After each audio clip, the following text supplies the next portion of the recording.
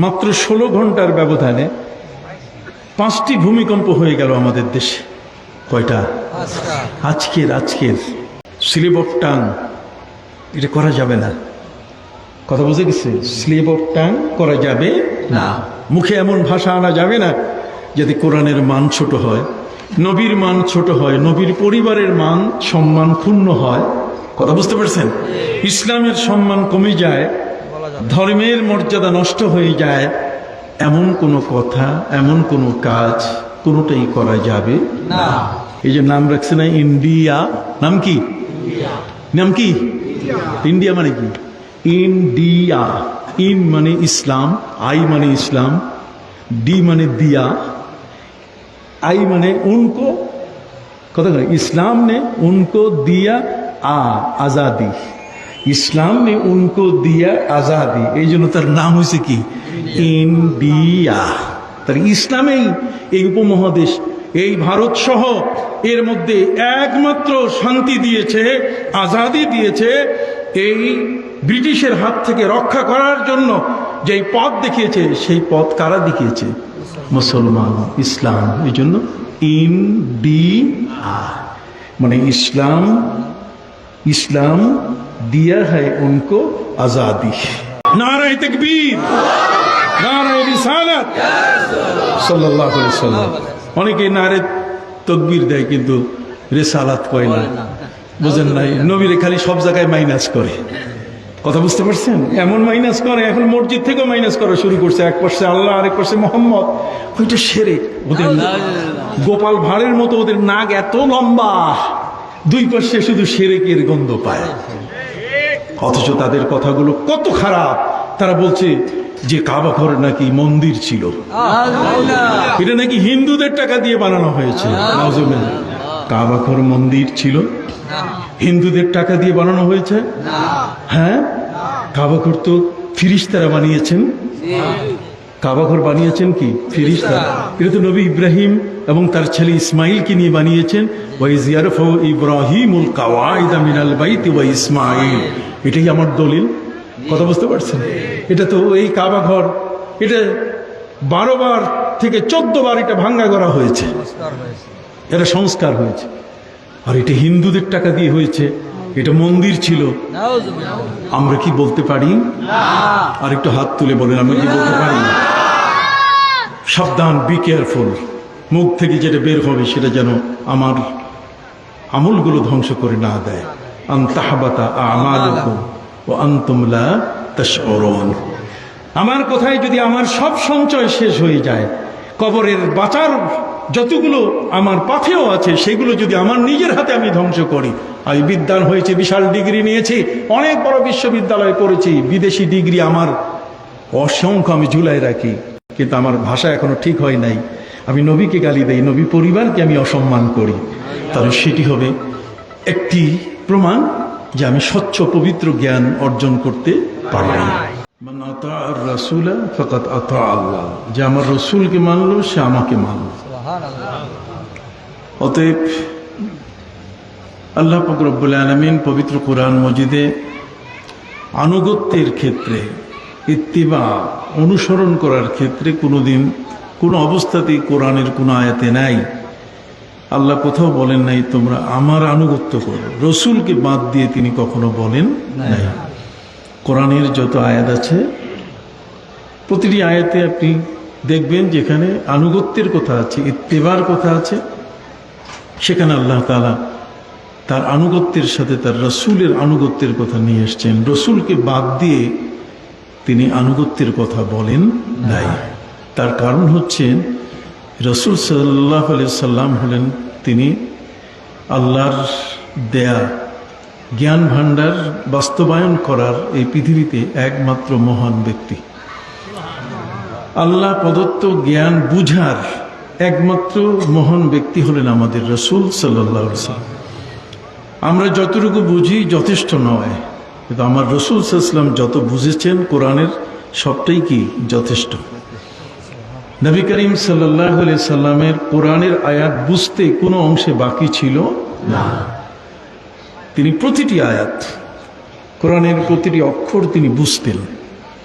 তিনি নিরক্ষর ছিলেন না, তিনি মূর্খ ছিলেন না, তিনি ছিলেন শিক্ষক। তিনি তার পরিচয় দিয়েছেন, ইন্নামা বুইস্তু মুআল্লিমা, আমি শিক্ষক হয়ে আগমন করেছি। কেবল কেবল ইন্নামা কালেমায় হাসার, কেবল আমি শিক্ষক হয়ে তোমাদের মাঝে এসেছি। তার যিনি শিক্ষক হিসাবে পৃথিবীতে এলেন, সেই শিক্ষক যদি কেতাব পড়তে না পারেন, সেই শিক্ষক যদি আল কোরআনের জ্ঞান তার ভিতরে যদি তিনি নিতে না পারেন, কোরআনের জ্ঞান যদি তিনি ব্যাখ্যা করে বুঝাতে না পারেন, তাহলে তো তিনি শিক্ষক হতে পারেন না। এই জন্যই হযরত নবী ইব্রাহিম আলাইহিস সালাম আমাদের প্রিয় নবী সাল্লাল্লাহু আলাইহি ওয়াসাল্লামের পরিচয় তুলে ধরতে গিয়ে আল্লাহর কাছে যে আবেদন করেছিলেন, রব্বানা ওয়াবআস ফীহিম রাসূলাম মিনহুম ইয়াতলু আলাইহিম আয়াতিকা ওয়া ইউআল্লিমুহুমুল কিতাবা ওয়াল হিকমা ওয়া ইউযাক্কিহিম। চারটি ভীষণের উপরে হযরত নবী ইব্রাহিম আলাইহিস সালাম আল্লাহর কাছে আবেদন করেছিলেন যে আল্লাহ এমন একজন রসুল পাঠিয়ে দেন। কি পাঠিয়ে দেন? রসুল, সাংবাদিক না, কি রসুল পাঠিয়ে দেন। রসুল মানে যাকে আল্লাহ পাক রব্বুল আলামিন মনোনীত করেছেন, যিনি নিজে নিজে মনোনীত হন নাই, নিজে নিজে কোনোদিন ব্যালট পেপারের মাধ্যমে পৃথিবীতে মনোনীত হন নাই। পৃথিবীর কোনো মানুষ, পৃথিবীর কোনো ব্যক্তি অথবা কোনো দলের প্রধান তাকে নির্বাচিত করেন নাই। কেউ তাকে বলেনি যে আপনাকে রসুল বলা হলো, বরং তিনি আল্লাহর পক্ষ থেকে কি নির্বাচিত একজন রসুল, মনোনীত একজন রসুল। তিনি মুস্তাফা। মুস্তাফা শব্দের অর্থ হচ্ছে বাছাই করা। কথা বুঝতে পারছেন? বাছাই করে যাকে নেওয়া হয়েছে তিনি হলেন কি মুস্তাফা।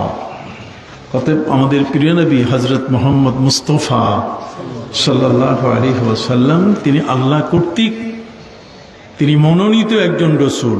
আর আল্লাহ যাকে রসুল হিসেবে মনোনীত করেছেন তার পদবিটাই হলো এমন একটি পদবি যে পদবি পৃথিবীর কাউকে দেওয়া যাবে না। যে পদবিটা আল্লাহ তাআলা আমাদের প্রিয় নবী সাল্লাল্লাহু আলাইহি সাল্লামকে দান করেছেন, সেই পদবিটাকে অন্য কারোর সাথে মিলানো যাবে না। আল্লাহ পাক রব্বুল আলামিন তিনি যাকে ওহী করছেন, এই ওহী পেতে গেলে এটা কাটিং পেস্টিং না, যে আমি একখানে পাইলাম কিছু কেটে আরেকখানে জোড়া দিয়ে প্রকাশ করে দিলাম। কথা বুঝতে পারছেন? কেউ হয়তো বলল, প্রকাশ করলো, আর আমি সেই প্রকাশের জিনিসটা কিছু কেটে আমার মতো করে সাজাইয়া আবার প্রকাশ করলাম, তা কিন্তু নয়। বরং তিনি এমন যে তিনি একমাত্র আল্লাহর কথাগুলোই প্রকাশ করবেন। এবং আল্লাহ তাআলা বলছেন, লাউ তাকাওয়ালা আলাইনা বাদাল আকাবিল লা আখাযনা মিনহু বিল ইয়ামিন সুম্মা লাকাতা'না মিনহুল ওয়াতিন। আল্লাহ বলছেন, আমি যে বাণীটা দিলাম সে বাণীটার মধ্যে কোনোভাবে কাটছাট করার, ওই বাণীটার মধ্যে যে কোরআন আমি তাকে দিলাম, যে আয়াতগুলো আমি তার উপরে নাজিল করলাম, সেই আয়াতগুলোর কোনো একটি অক্ষর রদ বদল করার কোনো সুযোগ তার নাই। লাউ তাকাওয়ালা আলাইনা বাদাল আকাবিল লা আখাযনা মিনহু বিল ওয়াতিন, তারা বিল ইয়ামিন, আমি ডান হাত দিয়ে আমি তাকে ধরে ফেলবো।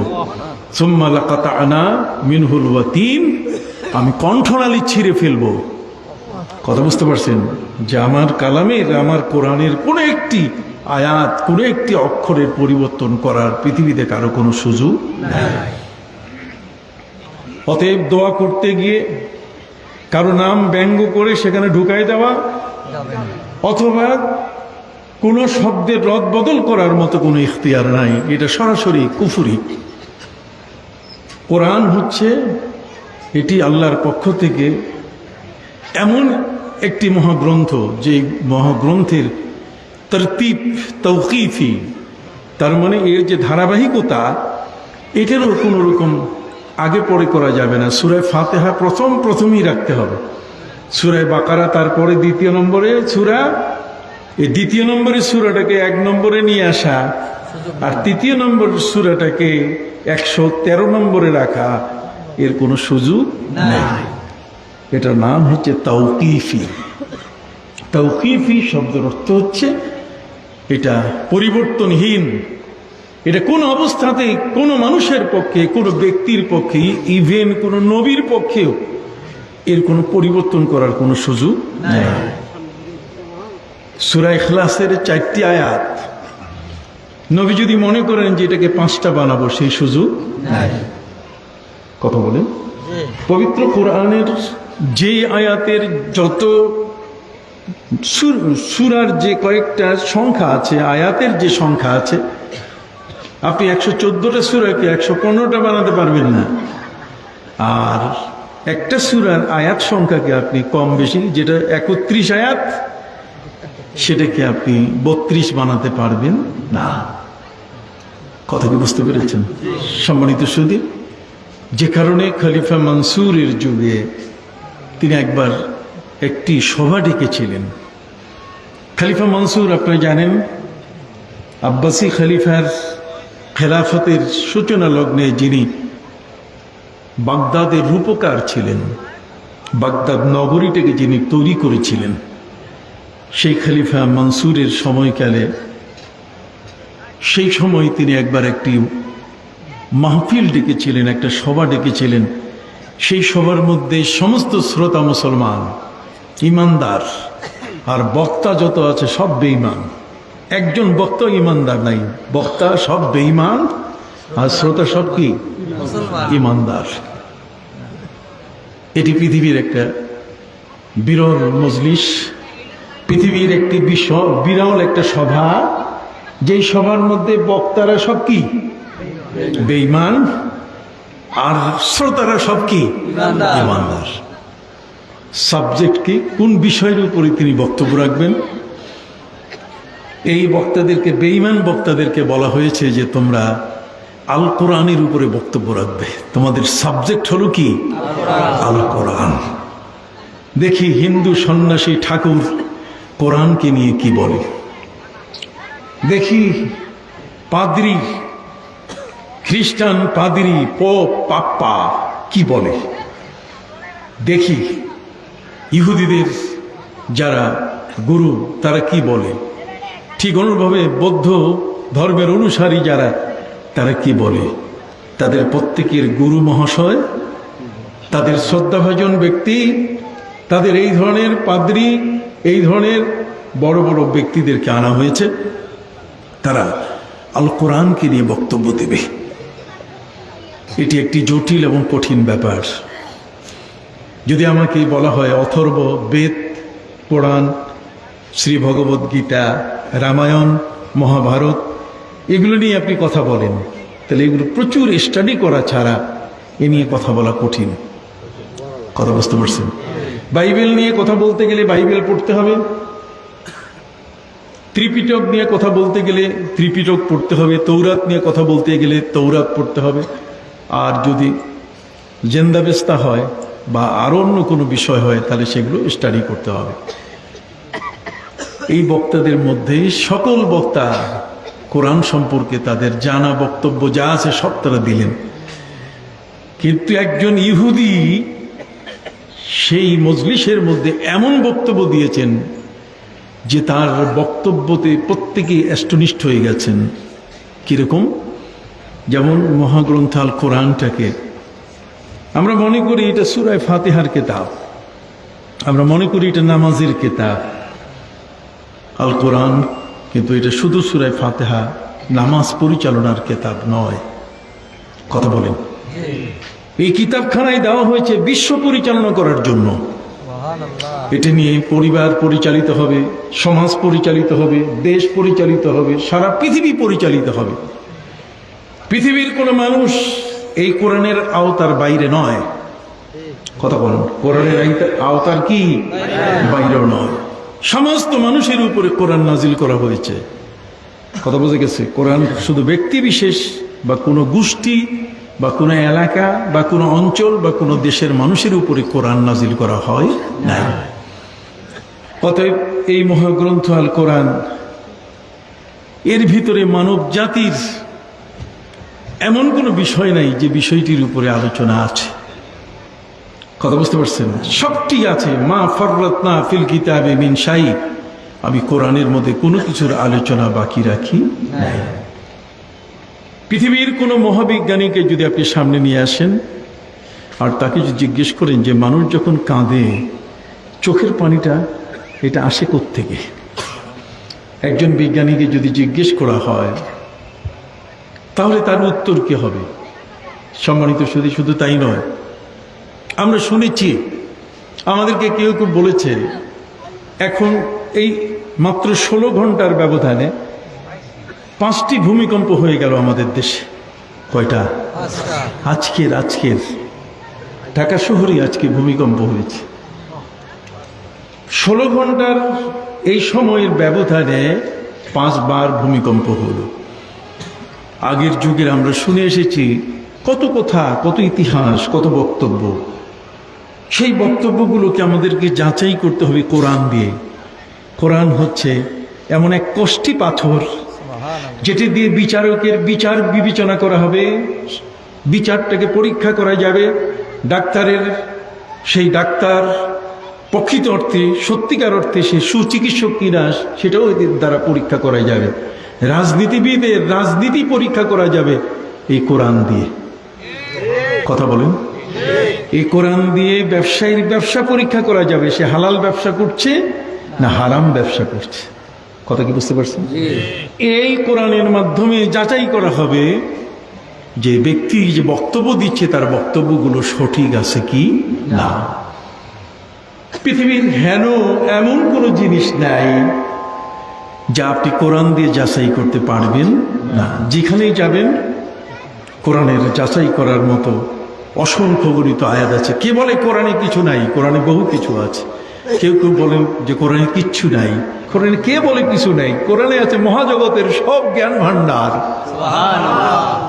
অতএব কোরআনে কিছু নাই, কোরআন শাসন করতে পারে না, কোরআন দেশ চালাতে পারে না, তা কিন্তু নয়। কোরআনে কি আছে আমরা আজকে একের পর এক বিষয়গুলো শোনার চেষ্টা করব ইনশাআল্লাহ। আমরা শোনার কি চেষ্টা করব? কোরআন এটা মানব জাতির জন্য, মানব জাতির হেদায়েত গ্রন্থ। এই কোরআন দিয়ে মানুষ পরিচালিত হবে। নবী করিম সাল্লাল্লাহু আলাইহি সাল্লাম তিনি হচ্ছেন এই কোরআনের বাস্তবায়নকারী। তিনি কোরআনকে বাস্তবায়ন করেছেন, কোরআনের জ্ঞান ভান্ডারটাকে তিনি বাস্তব রূপ দিয়েছেন।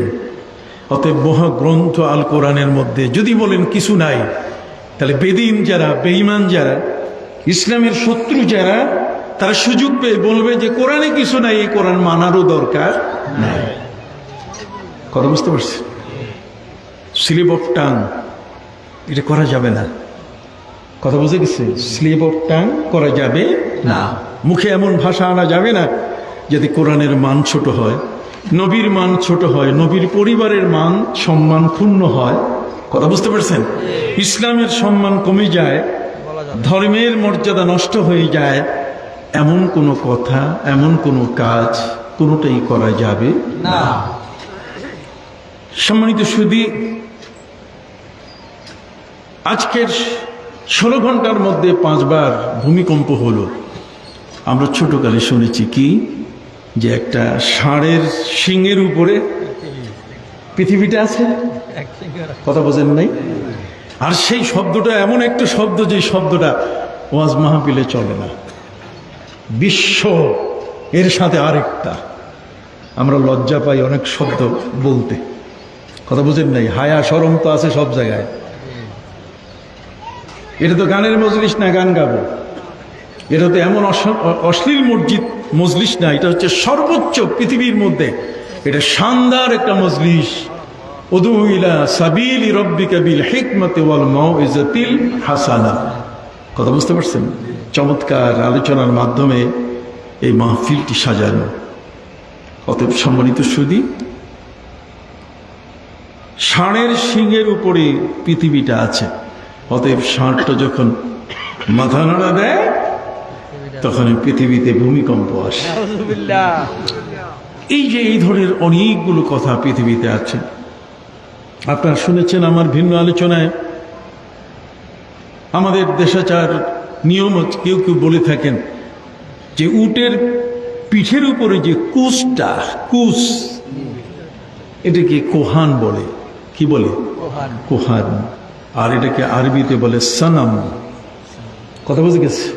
লিকুল্লি শাইইন সানাম ওয়া সানামুল কোরআনে আল বাকারা। নবী করিম সাল্লাল্লাহু আলাইহি ওয়াসাল্লাম বলেন প্রত্যেকটা জিনিসের একটা সর্বোচ্চ জায়গা আছে, আর সেই কোরআনের সর্বোচ্চ জায়গা, সূরাগুলোর মধ্যে সর্বোচ্চ সম্মানীয় যে সূরাটি সেটা হলো সূরা বাকারা। এটার মান, এটার সম্মান আলাদা। তার কারণ সূরা বাকারার মধ্যে প্রায় 1000-এর মতো আইন আছে। আপনারা আমার কথাগুলো কি বুঝতেছেন? বোঝার কথা। সূরা বাকারার মধ্যে কি 1000-এর উপরে কি আছে? আইন আছে।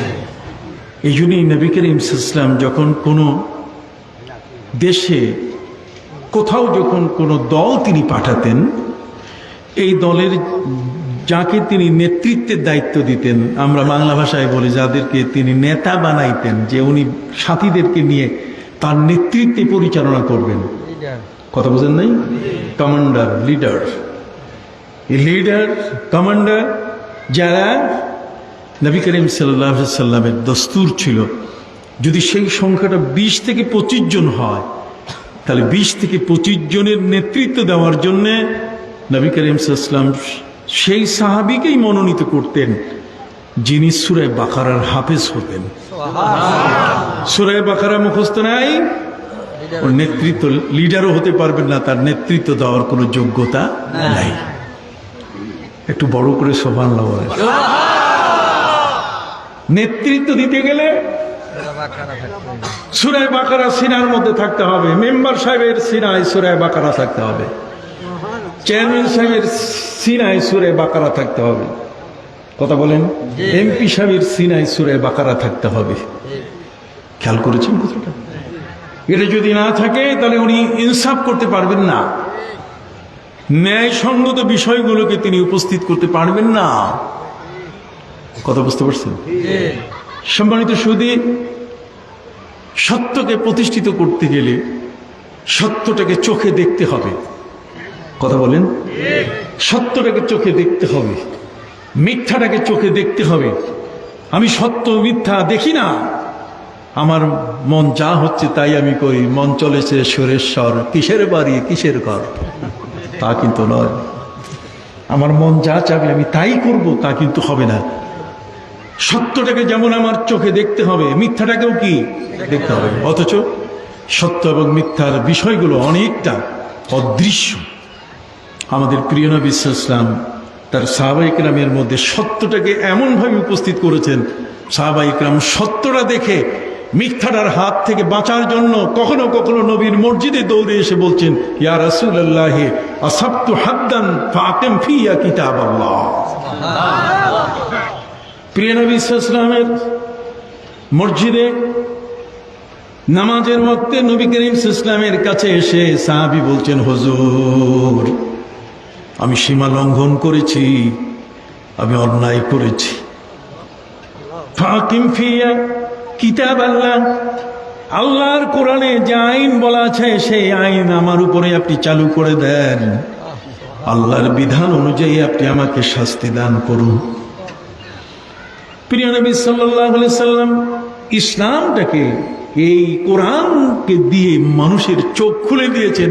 সত্য এবং মিথ্যা, আলো এবং অন্ধকার, ন্যায় এবং অন্যায়, ইনসাফ এবং বেইনসাফি তারা প্রত্যক্ষ করতেন, চোখ দিয়ে দেখতে পেতেন। যে কারণে মিথ্যার আগুন, পাপের আগুনটা পৃথিবীতেই তারা দেখতে পাওয়ার কারণে তারা সত্যের পাশে এমনভাবে নিজকে দাঁড় করিয়েছিলেন যে ওই মিথ্যায় কোনোদিন তারা একত্রিত হন না, একীভূত কোনোদিন হন নাই। সুবহানাল্লাহ বলে।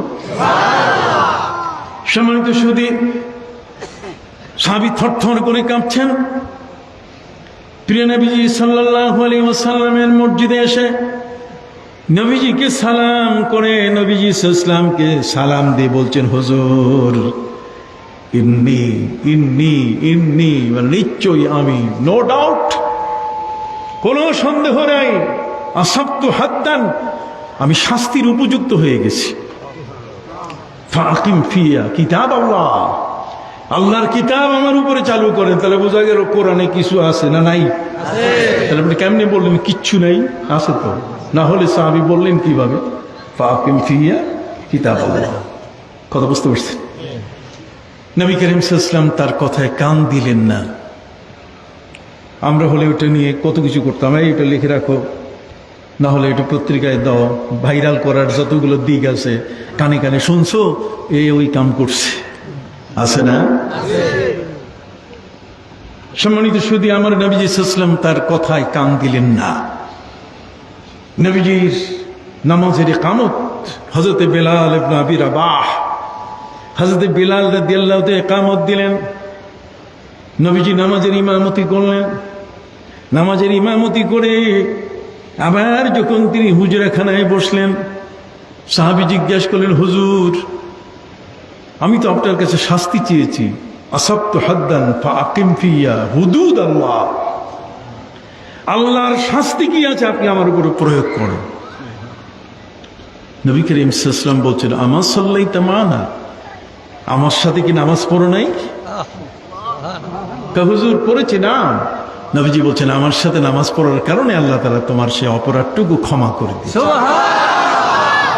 তাহলে মসজিদের ইমাম সাহেব এমন ইমাম হওয়া উচিত যে ইমামের কারণে মুসল্লির গুনাহ মাফ হয়ে যায়, যে ইমামের পিছনে নামাজ পড়ার কারণে মুসল্লির গুনাহ কি? এই জন্য ওই ইমামকে ভালো মতো দেখতে হবে, দেখে নিতে হবে তার মধ্যে তাকওয়া আছে কিনা, পরহেজগারি আছে কিনা, নবী রাসূলকে গালি দিছে কিনা, নবী পরিবারকে গালি দিছে কিনা। কতক্ষণ না?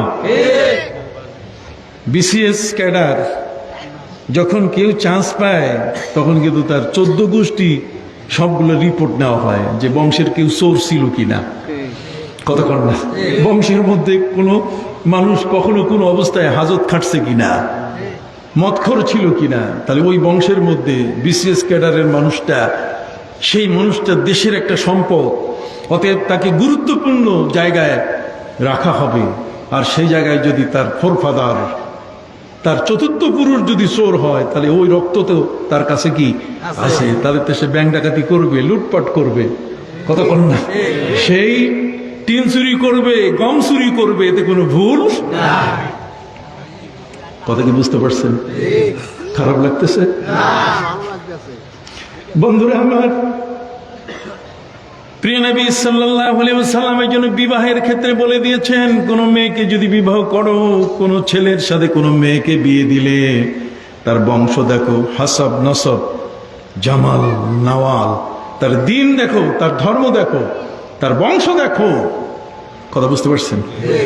এই বংশ ইত্যাদি সব দেখলে পরে খালি পালাইয়া কোর্ট ম্যারেজ করে বিয়ে করলে কথা বোঝেন, বংশ দেখা হলো না, 2 দিন পরে ফুটটুস ডিভোর্স হয়ে গেল। ইসলামের আইনগুলো হচ্ছে এতই পবিত্র এবং স্বচ্ছ, ইসলামের বিষয়গুলো হলো এমনই মানে পরিশীলিত যে যেগুলো যখন কোনো মানুষ অনুসরণ করে তখন অটোমেটিক তার মধ্যে মনে হয় অন্ধকার থাকলে আলো এসে যায়, আর ময়লা থাকলে কেটে সেটি পবিত্র হয়ে যায়। সুবহানাল্লাহ। এই জন্যই নবী করিম সাল্লাল্লাহু আলাইহি ওয়াসাল্লামের যুগে সাহাবী নবীর কাছে চলে এসেছেন। প্রিয় নবী সাল্লাল্লাহু আলাইহি ওয়াসাল্লামের কাছে ইমরাতে গামেদিয়া গোত্রের একজন মহিলা এসে বলছেন, হুজুর, ইন্নী জানাইতু, আমি ব্যভিচার করেছি, আমি জিনা করেছি। নবী করিম সাল্লাল্লাহু আলাইহি ওয়াসাল্লামকে মহিলা বলে উঠল, হে রাসূল, আপনি আমাকে শাস্তি দেন। নবীজি বলেন, তোমাকে কিসের শাস্তি দিব বলো? আমার পেটে একটা লুকানো বাচ্চা আছে, এই লুকানো বাচ্চাটি, এটি জারজ সন্তান, এটি বাস্টার্ড, এটি বৈধ নয়, এটা অবৈধ পন্থায় আমার কাছে, আমার গর্ভে এসছে, অতএব আপনি আমাকে শাস্তি দেন। মেয়ে মানুষ এমনি দুর্বল, মেয়ে মানুষের শারীরিক গঠন দুর্বল। কথা বলেন? মেয়ে মানুষ সার্বিক দিক থেকে পুরুষের চেয়ে কি দুর্বল। অতএব সেই মেয়ে মানুষটি নবীর দরবারে এসে তিনি বিচার চাচ্ছেন, যে আমার পেটে একটি বাচ্চা লুকিয়ে আছে, একটি লুকানো শিশু আমি আমার গর্ভে আমি বহন করছি। হে নবী, আপনি আমাকে কোরআনিক শাস্তি দেন, ইসলামের শাস্তি দান করুন। আল্লাহর নবী সাল্লাল্লাহু আলাইহি ওয়াসাল্লাম তিনি বললেন, শোনো, আমি তোমাকে এই অবস্থায় শাস্তি দিতে পারবো না, কারণ তুমি অপরাধ করেছো ঠিক, কিন্তু তোমার বাচ্চাটি অপরাধ করে না। দেখছেন, তুমি অপরাধ করেছো, তোমার বাচ্চাটি অপরাধ করেনি। পৃথিবীতে সারা বিশ্বের মানুষ কেন ইসলাম ধর্মে দিন দিন তারা প্রবেশ করছে, তার কারণ হচ্ছে মোর দ্যান সায়েন্টিফিক্স। আমাদের ইসলাম, our Islam is a more than scientifics. এটা এতই বিজ্ঞানময় যে কোরআনের এই সমস্ত বিষয়গুলো যখন অমুসলিম কোনো ব্যক্তি শুনে, সে যত বড় জ্ঞানী হোক না কেন, জ্ঞান জগতের যত বড়, যদি নোবেল বিজয়ী হয়, শয়তান বাটপারও যদি হয়, কথা বোঝেন নাই, কোরআন যদি সে পড়া শুরু করে, আস্তে করে সে এই কোরআন পড়ার কারণে তার জ্ঞান কোরআনের কাছে পরাজিত হয়ে যাবে। কথা কোন? তার জ্ঞান কি হয়ে যাবে? পরাজিত হয়ে যাবে। কোরআনের কাছে পৃথিবীর কোনো জ্ঞান টিকে না। পবিত্র কোরআনের যে সকল দিক নির্দেশনামূলক কথা আছে, সেগুলোতে এমন কিছু দেওয়া আছে যেটাতে মানুষ চুম্বকের মতো কোরআনের পাশে চলে আসে। সুবহানাল্লাহ বলেন। সম্মানিত সুধী, এই জন্যে আমাদের প্রিয় নবী সাল্লাল্লাহু আলাইহি সাল্লাম তিনি সেই মহিলাকে জিজ্ঞেস করলেন, মহিলা, তোমার গর্ভে একটি শিশু, আমি এই অবস্থায় তোমাকে আমি শাস্তি দিতে পারবো না। শিশুটি কোনো অপরাধ করেনি, অপরাধ তুমি করেছো। মহিলা নবীর দরবারে এসছে, তার মানে প্রিয় নবী সাল্লাল্লাহু আলাইহি ওয়াসাল্লাম যে ইসলাম তিনি প্রচার করেছেন, সেই ইসলাম ছিল এতই পবিত্র, সেই ইসলামটি ছিল এতই পরিশীলিত ইসলাম, যাতে অনুসারীরা যেন চোখে গুনাহটা দেখে এবং গুনার শাস্তিটা কি এটা যেন বুঝতে পারে। এই উপলব্ধিটা যদি না আসে, লেফাফা দুরস্ত ইসলাম নয়। ইসলাম কাগজে কলমের ইসলাম নয়। ইসলাম হচ্ছে উপলব্ধি করা। কতক্ষণ না, এটা হচ্ছে আমলের বিষয়। আল ইসলাম আল ঈমানু ওয়া হুয়া কাউলুন ওয়া ফি'লুন ওয়া আমালুন। ইসলাম হচ্ছে যেমন আপনি মুখ দিয়ে স্বীকার করবেন আমি একজন মুসলমান, কতক্ষণ, ওমান আহসানু কাওলাম মিম্মান দাআ ইলাল্লাহি ওয়া আমিলা সালিহা ওয়া ক্বালা ইন্নানি মিনাল মুসলিমিন। গভীর রজনীতে কোন একজন শিল্পপতি নিজের পাঁচেরও গাড়িতে রাস্তা দিয়ে সে যাচ্ছে, গভীর রজনীতে তার গন্তব্যে। পথিমধ্যে ডাকাতের হাতে পড়ে গেল। ডাকাত যখন জিজ্ঞাসা করে, ভাই তোমার পরিচয় কি? তোমার তো গাড়িতে বোঝা যায় তুমি শিল্পপতি। তখন সে অস্বীকার করে, না না, আমি শিল্পপতি না, আমি একজন সাধারণ মানুষ। কথা বলেন না? ঠিক এরকম ভাবে চরম সন্ত্রাসীর হাতেও যদি কেউ পড়ে, তখন নিজকে রক্ষা করার জন্য সে মিথ্যা বলার চেষ্টা করে। অনুরূপভাবে যারা পৃথিবীর বিভিন্ন দেশে যায়, সেখানে যাইতে গিয়ে, যেমন আমেরিকা যাওয়া দরকার, আমেরিকা স্বর্ণের হরিণ, এই জন্য সে নিজের নামটা পর্যন্ত বদলায়। কথা বোঝেন নাই? নামের মধ্যে সে মোহাম্মদ নাম লিখতে চায় না, নামের শুরুতে সে উমর লিখতে চায় না, তার নামে আলী থাকুক, আবু বকর সিদ্দিক থাকুক, এটা সে চায় না। সে তার নামে হাসান এবং হুসাইন থাকুক, এটা কখনো চায় না। সম্মানিত শুধু এই জন্য এফিডেভিট করে নাম বদলায়। খেয়াল করছেন কথাটা? কারণ ওই দেশে মোহাম্মদ শব্দ যদি হয়, মোহাম্মদ এই শব্দটা যদি হয়, তাহলে সেখানে ওরা বেঁকে বসে, যেহেতু মুসলমান। এই জন্য সম্মানিত শুধু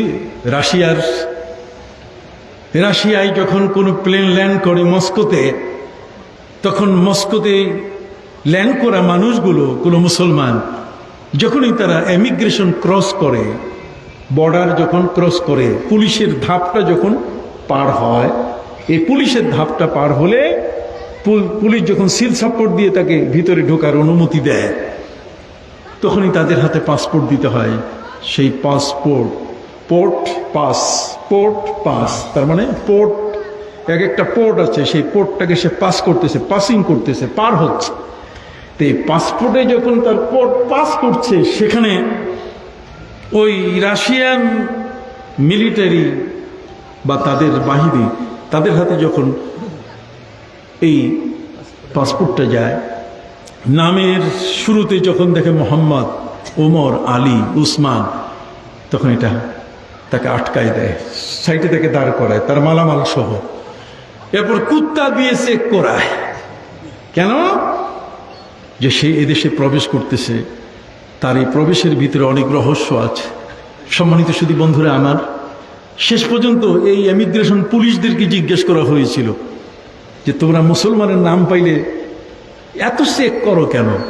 একেবারে লাগেজ ব্যাগেজ উল্টা পাল্টা তল্লাশি করতে কোনো কিছুই বাকি নাই, এমন করো কেন? তারা বলছে যে দেখো, আমাদের দেশে নিষিদ্ধ যে মুসলমানের কাছে কোরআন আছে, এই কোরআন যেন ঢুকাইতে না পারে। মুসলমানের হাতে কি আছে? সেই কোরআনটা যেন ঢুকাতে না পারে। কিন্তু সেই বেকুব পুলিশ জানে না, এই কোরআন শুধু কাগজে লেখা নয়। এই পৃথিবীর মধ্যে এই কোরআনকে ধ্বংস করার জন্য ব্রিটিশ 190 বছর অর্থাৎ 200 বছর এই উপমহাদেশ তারা শাসন করেছে। যখন মুসলমানদের বিশাল বিশাল মিছিল বিদ্রোহ, এটার কারণে যখন পালিয়ে যায়, কথা বোঝেন নাই? এই যে নাম রাখছে না ইন্ডিয়া, নাম কি? নাম কি? ইন্ডিয়া মানে কি? ইন্ডিয়া, ইন মানে ইসলাম, আই মানে ইসলাম, ডি মানে দিয়া, आई माने उनको, कत इस्लाम ने उनको दिया आजादी, इस्लाम ने उनको दिया आजादी, এই জন্য তার নাম হয়েছে কি? ইন্ডিয়া।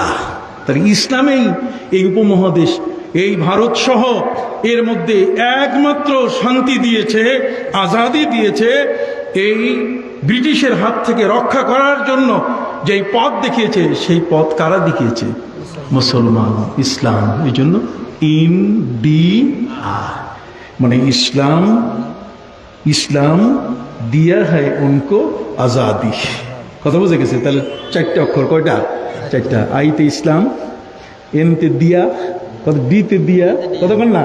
ইসলাম নে দিয়া उनको आजादी, এতে আজাদি। কথা বুঝতে পারছেন? মুসলমান এই উপমহাদেশের মধ্যে তারা আজাদি দিয়েছে। অতএব মুসলমানের মধ্যে, তার সিনার মধ্যে কোরআন। ব্রিটিশ চেয়েছিল এই উপমহাদেশ থেকে কোরআনকে উৎখাত করতে, কিন্তু তারা পারে নাই। তারা পারে নাই। যখন ব্রিটিশ পালায় গেল, পালাই যাওয়ার পরে 10 সদস্য বিশিষ্ট একটা মিশন পাঠিয়ে দিয়েছিল যে যাও, যত পাউন্ড লাগবে, ডলার লাগবে, টাকা লাগবে, সব দেব, মুসলমানের দোকান থেকে, তাদের লাইব্রেরি থেকে কোরআনটাকে কিনে এটাকে বঙ্গোপসাগরে পানিতে ফেলে দাও। মুসলমানের হাত থেকে কোরআনকে দূর না করা পর্যন্ত মুসলমানকে কোনোদিন বশে আনা যাবে না। সুবহানাল্লাহ বলেন। মুসলমান কোনোদিন কোন অবস্থাতেই পরাজয় বরণ করবে না। ওয়া কালিমাতুল্লাহি হিয়াল উলিয়া। পবিত্র কোরআন আমাদেরকে বলে দিয়েছে আল্লাহর কালাম, আল্লাহর কালিমা লা ইলাহা ইল্লাল্লাহ, এই কালিমার শক্তি এত বড়। হিয়াল উলিয়া, এটা যে পড়ে আল্লাহ তার মর্যাদা বাড়ায় দেন। এটা যে আমল করে তারও মর্যাদা বেড়ে যায়। এটা যে দেশে চালু হয় সেই দেশটা শক্তিশালী হয়ে যায়। এই কালেমা যেই সমাজের মধ্যে চালু হয় সেই সমাজটা হয় শক্তিশালী সমাজ। ওয়া কালিমাতুল্লাহি হিয়াল উলিয়া। সুবহানাল্লাহ বলে। অতএব সেই কালিমা লা ইলাহা ইল্লাল্লাহ, এর শক্তি কত বড় এটা আল্লাহ নিজে সাক্ষ্য দিচ্ছেন। এর শক্তি কত বড়। আসো, শাহিদাল্লাহু আন্নাহু লা ইলাহা ইল্লাহু ওয়াল মালাইকাতু ওয়া উলুল ইলমি কাইমান বিল কিসত লা ইলাহা ইল্লা হুয়াল আজিজুল হাকীম। সুবহানাল্লাহ। তিনি এমন এক মহান সত্তা, তাকে নিয়ে তুমি বাজে মন্তব্য করো। আল্লাহর মুখ কয়টা? আল্লাহর মুখ কয়টা? তুমি বাজে কথা বলো, বাউল কথা কর না। তুমি জানো না আমার আল্লাহ তিনি এত বড় মহান? তুমি ক্লাস 5 পাস করতে পারো নাই, তুমি কিছুই জানো না, কথা বল না। আর আমার আল্লাহকে নিয়ে তুমি বলছো যে আল্লাহর মুখ কয়টা? নাউজুবিল্লাহ। এ ধরনের কিছু দুষ্ট দুরাচার যারা আমাদেরকে বিপদে ফেলে দিচ্ছে দিনের পর দিন। কথা বুঝতে পারছেন? আমরা খুব শঙ্কিত, ইসলাম নিয়ে খুব শঙ্কিত। খেয়াল করছেন কথাটা? অতএব আমি বলতেছিলাম ভাইদের খেদমতে, মহাগ্রন্থ আল কোরআনের মতো একখানা কিতাব সারা বাংলাদেশের লাইব্রেরি গুলো খুঁজে খুঁজে এটা কিনলে পরে কত পাউন্ড এবং কত ডলার হবে, কত লক্ষ কত হাজার ডলার হবে, হিসাব নিকাশ করার পরে তারা জানিয়ে দিল যে স্যার এই পরিমাণ লাইব্রেরি এই উপমহাদেশে আছে। কথা বুঝতে পারছেন? বাংলাদেশ ভারত মিলে সব জায়গায় এতগুলো লাইব্রেরি আছে। সেই লাইব্রেরির কোরআনগুলো যদি কিনতে যাই তাতে এত লক্ষ এত কোটি পাউন্ড প্রয়োজন। এটা ভাড়া করে তো আবার ফালাইতে হবে। কথা বল। সম্মানিত সুধী, স্যার এটা কেনা সহজ, কিন্তু যে উদ্দেশ্যে এটা কিনতেছেন এই উদ্দেশ্য পূরণ হবে না। কেন পূরণ হবে না? পূরণ না হওয়ার কারণ হলো এই উপমহাদেশের মধ্যে পবিত্র কোরআন যে লাইব্রেরিতে পাওয়া যায়, এই লাইব্রেরিতে যে কোরআন আমরা কাগজেরটা পাই, কিন্তু আমরা দেখলাম পবিত্র কোরআনের ছাপাখানা এই উপমহাদেশের মধ্যে দুই ধরনের। এক ধরনের ছাপাখানায় কোরআন ছাপানো হচ্ছে কাগজের উপরে, আরেক ধরনের ছাপাখানা সুবিদখালী জামিউল কোরআন মাদ্রাসার মতো হেফজ মাদ্রাসাগুলোতে সিনার মধ্যে সেই কোরআনকে ছাপানো হচ্ছে। সেই কোরআন এমন যেটা সিনার মধ্যে ছাপানো হচ্ছে, লা তুহাররিক বিহি লিসানাকা লিতাআজালা বিহি ইন্না আলাইনা জামআহু ওয়া কুরআনা ফাইদা ক্বরানাহু ফাত্তাবি' কুরআনা সুম্মা ইন্না আলাইনা বায়ানা।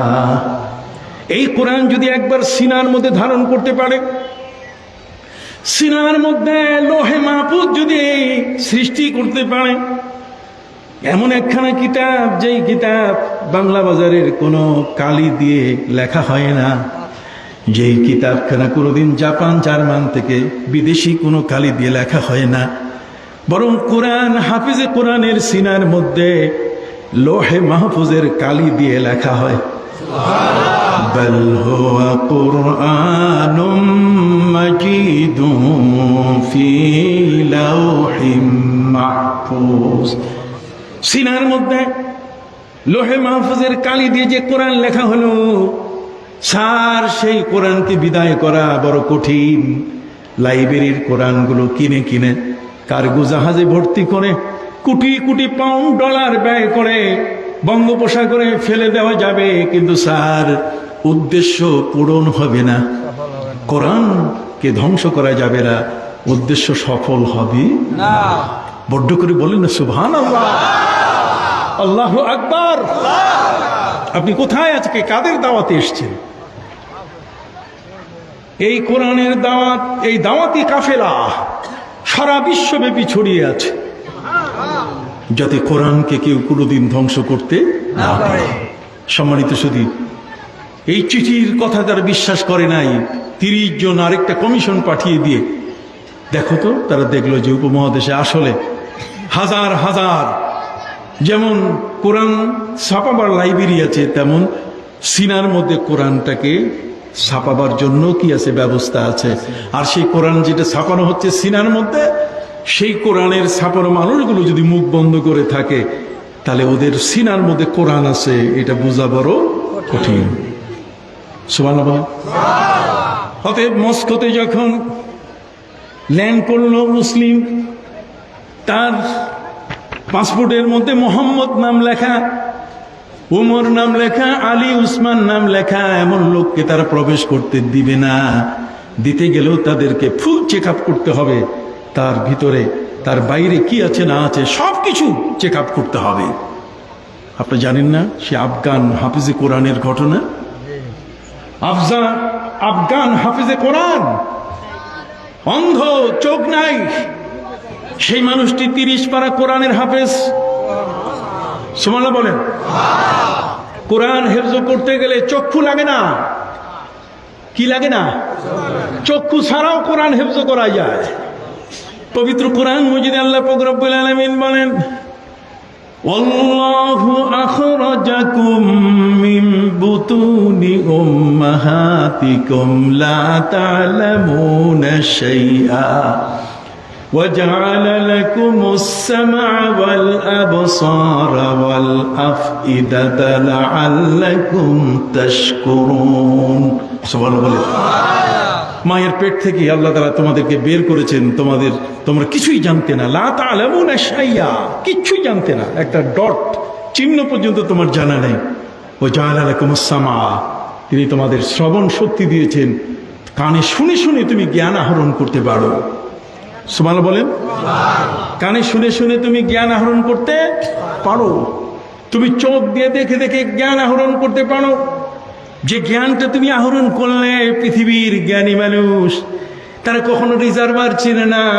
পৃথিবীর কোনো বিশ্ববিদ্যালয়ের সবচেয়ে বড় যিনি মনোবিজ্ঞানী, এমন কোন মনোবিজ্ঞানী মহান প্রফেসরকে যদি আপনি জিজ্ঞাসা করেন, স্যার চোখ দিয়ে যেটা দেখি ওটা থাকে কোন জায়গা, চোখের ছবিটা কোন জায়গায় থাকে, চোখের ক্যামেরা দিয়ে যেটাকে নেওয়া হলো, আপনি কি বুঝতেছেন বাবা?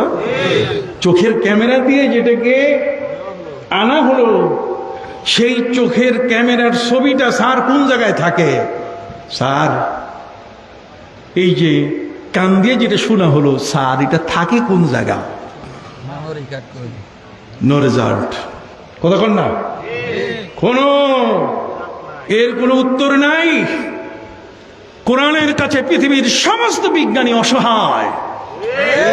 কোরআনের এই মহা গ্রন্থের কাছে কে বলে কোরআনে কিছু নাই? সব আছে কোরআনে। কোরআনে কি আছে? সব আছে। কোরআন যদি না হয় আমরা সব পৃথিবীর মধ্যে হয়তো ইহুদি খ্রিস্টান, পৃথিবীর কোনো নীতি নিয়ম শৃঙ্খলা কিছুই থাকবে না। যেখানে কোরআন আছে সেই কোরআনের জগৎ, আর যেখানে কোরআনের আমল হয় না, কোরআন নাই, যেখানে সারসিনা পীর সাহেবের মতো, ফুরফুরার মতো, হক্কানি আলী বড় বড় এই সমস্ত অলিয়া উলিয়ার মতো মহান ব্যক্তি, ওই যে আপনাদের মির্জাগঞ্জে শুয়ে আছেন ইয়ারউদ্দিন খলিফা হুজুর, ঠিক অনুরূপভাবে শুয়ে আছেন আপনাদের পাশে পাঙ্গাসিয়া আছে কিনা বলেন? বরিশালে শাহ ইয়াসিন রহমতুল্লাহ আলাইহি সারসিনা দরবারের মধ্যে শুয়ে আছেন দাদা হুজুর কিবলা শাহ সুফি নিসারউদ্দিন আহমদ রহমতুল্লাহ আলাইহি, হযরতে শেখ শাহ সুফি আবু জাফর মোহাম্মদ সালেহ রহমতুল্লাহ আলাইহি, সদ্য প্রয়াত পীর হযরত মাওলানা শাহ মোহাম্মদ মুহিবুল্লাহ রহমতুল্লাহ আলাইহি, এই সমস্ত মহান অলি, তাদের কারণে আমাদের এই স্থানগুলো হালাল জোন হিসাবে বিবেচিত হচ্ছে। তাদের এই খেদমতের কারণে এই অঞ্চলগুলো এমন যে কারো বাপের বুকের পাট্টা নাই, কারো কোনো সাহস নাই যে জেনা প্রকাশ্যে করতে পারবে। জোরে বলেন। কোন অবস্থাতে কোনোভাবেই কোনো হারাম মদের বোতল নিয়ে রাস্তায় মদ পান করতে করতে হাঁটবে সাহস নাই। সম্মানিত সুধী, আমেরিকার মধ্যে সাবওয়েতে মাটির নিচে যে রাস্তা 10 তলা রেল লাইন, আবার মাটির উপরে 1 তলা রেল লাইন, যাত্রীরা আমেরিকার অর্ধেক মানুষ এরা মাটির উপরে থাকে আর অর্ধেক মানুষ মাটির নিচে। এটা ট্রেনে যাতায়াত করে সহজভাবে মাটির নিচ দিয়ে। আমাদের দেশে মেট্রো রেল হয়েছে উপর দিয়ে, মাটির নিচেও করতেছে। কথা বুঝতে পারছেন? মাটির নিচে সাবওয়েতে, সেখানে আপনি অবাক হয়ে যাবেন। মাটির নিচে যদি এই যে ট্রেনগুলো চলতেছে যাত্রী ভরা, আমি তো বহুবার উঠেছি, সেই ট্রেনগুলোর মধ্যে যদি 10 মিনিটের জন্য কারেন্ট বন্ধ হয়ে যায়, কথা বল, তাহলে ওই ট্রেনের ভিতরে যত নারী আছে একজনও বাঁচবে না, সবাই ইজ্জত হারাবে। নাউজুবিল্লাহ মিনাজ যালিক। মানুষের সবচেয়ে বড় সম্পদ হচ্ছে তার ইজ্জত। কতক্ষণ না? ইজ্জত যদি তার ঠিক না থাকে, তার যদি ইজ্জত সে রক্ষা করতে না পারে, তাহলে সবকিছু লস হয়ে গেল তার। কথা বুঝতে পারছেন? মাত্র 10 মিনিটের জন্য, অথবা যদি আকস্মিকভাবে বন্যা হয়, বন্যা কবলিত মানুষগুলো রক্ষা পাওয়ার জন্য তাদেরকে যারা উদ্ধার করতে যায়, সে উদ্ধার করবি না, সুযোগ পাইলে কোনো নারীর ইজ্জত ছাড়ে না। কথা বল। অথচ 1400 বছর ধরে কাবা ঘরে হজ হচ্ছে। আরাফাতের ময়দানে হজ শেষ করে মুজদালিফায় রাতের বেলায় মিটি মিটি আলো, খোলা আকাশের নিচে প্রত্যেক হাজী সাহেব তার নিজের বোন, স্ত্রী যাদেরকে সাথে নিয়ে গেছেন, কি চমৎকার সারা রাত সেখানে ঘুমাচ্ছেন। কথা বুঝতে পারছেন? কোনো পাহারাদারি নাই, কিচ্ছু নাই। অথচ একজন নারী কিডন্যাপ হয়েছে, কোন নারীর সেখানে ইজ্জত নষ্ট হয়েছে। 1400 বছরে কোন এমন কোন কথা শোনা গেছে? হাত উঁচু করে বলেন। কারণ এটা হচ্ছে হালাল জোন, এটা কোরআনের জোন। জোনটা কিসের? কোরআনের। এলাকাটা হলো কোরআনের, কোরআনের এলাকা। অতএব কোরআন আছে বিরাজ, সেখানে নিরাপত্তা আছে। কোরআন যেখানে আছে সেখানে কি আছে? নিরাপত্তা আছে। অতএব আফগান অন্ধ ব্যক্তি, যিনি চোখে দেখেন না, তিনি মুজাহিদ, তিনি রাশিয়ার বিরুদ্ধে সোচ্চার। এই রাশিয়া আফগানিস্তানকে 2 চোখে দেখতে পারে না। একের পর এক ট্যাঙ্ক সহ বিভিন্ন বড় বড় অস্ত্রগুলো তারা পাঠায়, যাতে মুসলমানদেরকে ধ্বংস করতে পারে। সম্মানিত শুধু সেই সময় একজন আফগান মুজাহিদ, হাফিজে কোরআন, যার 2টো চক্ষু নেই, সেই মানুষটা ছড়ি লাঠির উপরে ভর করে করে ভুলবশত তিনি রাশিয়ার ভিতরে ঢুকে পড়ছে, রাশিয়ার বর্ডার ক্রস করে ফেলছে। রাশিয়ান কমান্ডার তার বাহিনী তাকে অ্যারেস্ট করে ফেলছে। অ্যারেস্ট করার পরে এখন তাকে ছাড়ছে না কোনো মতেই। আফগান হাফিজে কোরআন বলছে যে, দেখো আমি অন্ধ মানুষ, আমি কিছু দেখি না। তারা বলছে, না, তোমার পেটের মধ্যে বোমা আছে। কতক্ষণ না? কয় না না, তোমরা চেক করে দেখো আমার পেটে কোনো বোমা নাই। কয় তাহলে তোমার লাঠির ভিতরে এরকম কোন টাইম বোমা আছে? কথা বুঝতে পারছেন যে কোনো এক সময় এটা ব্রাস্ট হয়ে যাবে। উনি বললেন না। তারা চেকিং করলো, পুরা চেকিং করে দেখে পেটেও নাই, লাঠিতেও নাই। এখন আফগান এই রাশিয়ান কমান্ডার জিজ্ঞেস করে,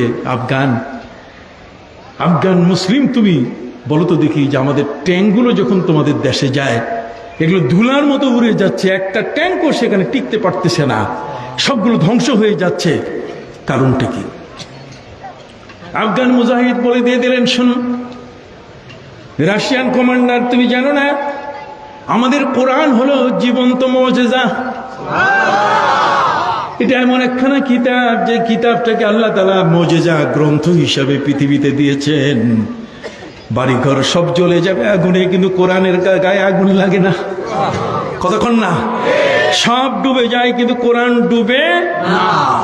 কোরআনকে চিনে, আগুনে চিনে কোরআনকে, পানিতে কোরআনকে চিনে। সুবহানাল্লাহ বলেন। অতএব কোরআনকে ধ্বংস করা বড় কঠিন। তুমি রাশিয়ান কমান্ডার, জানো না কোরআনে কি শক্তি আছে? কোরআনে এমন শক্তি আল্লাহ দিয়েছেন, যেই শক্তিটার কারণে মুসলমানরা এক মুঠো ধুলো বালু হাতে নিয়ে যখন ফু দেয়, এই ফু দিয়ে তোমার ট্যাঙ্কের উপরে ছুঁড়ে মারলে সাথে সাথে সেটা বাস্ট হয়ে যায়, ওটা টিকে না, ওটা ধ্বংস হয়ে যায়, আগুন লেগে যায়। রাশিয়ান কমান্ডার জানতে চাইল, এই ফু দাও কি কইয়া? সুবহানাল্লাহ বলেন। কিউরিসিটি, জানতে চায় মানুষ, তো আগ্রহী জানতে চায়। অতএব রাশিয়ান কমান্ডারের কাছে এখন আফগান হাফিজে কোরআন সে বলছে যে, পবিত্র কোরআনের মধ্যে আল্লাহ তাআলা একটা আয়াত দিয়েছেন, যে আয়াতটা পড়ে ফু দিলে তোমার ট্যাঙ্ক কেন, যদি আকাশের কোনো প্লেন উড়ন্ত অবস্থায় থাকে আর যদি সেই দিকে আঙ্গুল নিক্ষেপ করে দেয়, তাতে ধুলা উড়ায় যাবে, ধুলার মতো উড়ে যাবে তোমার আকাশের প্লেন। তুমি কি জানো আমাদের নবী সাল্লাল্লাহু আলাইহি ওয়াসাল্লামের আঙ্গুলের শক্তি কত বড়? যে আঙ্গুলের শক্তি দিয়ে তিনি আকাশের চাঁদকে দ্বিখণ্ডিত করেছিলেন। বড় করে বলেন সুবহানাল্লাহ। এই জন্য কবি বলেছেন, वो पत्थरों के टुकड़ों को कलीमा पढ़ाना, इशारे से सूरज को वापस बुलाना, दरख्तों को अपना कदम पे झुकाना, ये हुकूमत नहीं है तो फिर और क्या है। যিনি বড়ইকে যদি বলেন তুমি পাথর, তাহলে বড়ই আর বড়ই থাকে না, নবীর সম্মানে কি হয়ে যায়? পাথর হয়ে যায়। নবীর ইজ্জতের দিকে তাকাইয়া বড়ই কি হয়? পাথর হয়ে যায়। আপনারা কি আমার কথাগুলো বুঝতেছেন? এমন এক নবী যা বলবেন সেটাই সব মাখলুক মেনে নেয়। বড়ইকে যদি বলা হয় রে বড়ই তুমি কি পাথর, তাহলে বড়ই মনে করে নবীর ইজ্জত রক্ষা করা আমার জন্য ফরজ। সেও নবীর সম্মান বুঝে, সেও আমার নবীর কি সম্মান বুঝে, এবং সেই সম্মানটুকু, এই জ্ঞানগুলোর কথা তো আলোচনা হয় না বাবা। শিক্ষক পাবে কই? শিক্ষক তো নাই, কথা কর না, শিক্ষক তো নষ্ট হয়ে গেছে। যে কারণে এই জ্ঞানের কথাগুলো বলবার মতো মানুষ তো আমাদের সমাজের মধ্যে কি নাই। নবী সাল্লাল্লাহু আলাইহি সাল্লাম যদি বলেন, আল্লাহর ওলি যদি মাটির উপরে নজর করেন, তাহলে মাটি যদি কি হয়ে যায়? স্বর্ণ হয়ে যায়। গর খাকে গিয়ে রাজ্জার সওয়াল। তাহলে আমার নবী সাল্লাল্লাহু আলাইহি সাল্লাম যদি বলেন যে বড়ই তুমি কি হও? পাথর হয়ে যাও, তাহলে বড়ই কি বড়ই থাকবে? কি আমাদের আকীদা, আমাদের বিশ্বাস আছে কিনা? হাত উঠান। নারায়ে তাকবীর, নারায়ে রিসালাত সাল্লাল্লাহু আলাইহি সাল্লাম। অনেকে নারায়ে তাকবীর দেয় কিন্তু রিসালাত কয় না, বুঝেন নাই? নবীরে খালি সব জায়গায় মাইনাস করে, কথা বুঝতে পারছেন? এমন মাইনাস করে, এখন মসজিদ থেকেও মাইনাস করা শুরু করছে। এক পাশে আল্লাহ, আরেক পাশে মোহাম্মদ। ওইটা সেরে ওদের গোপাল ভাঁড়ের মতো, ওদের নাক এত লম্বা, দুই পাশে শুধু সেরেকের গন্ধ পায়। অথচ তাদের কথাগুলো কত খারাপ। তারা বলছে যে কাবা ঘর নাকি মন্দির ছিল, এটা নাকি হিন্দুদের টাকা দিয়ে বানানো হয়েছে। নাউজুবিল্লাহ। কাবা ঘর মন্দির ছিল? হিন্দুদের টাকা দিয়ে বানানো হয়েছে? হ্যাঁ, কাবা ঘর তো ফিরিস্তারা বানিয়েছেন। কাবা ঘর বানিয়েছেন কি ফিরিস্তা? এটা তো নবী ইব্রাহিম এবং তার ছেলে ইসমাইলকে নিয়ে বানিয়েছেন। ওয়াইজ ইয়ারফাউ ইব্রাহিমুল কাওয়াইদা মিনাল বাইতি ওয়া ইসমাইল।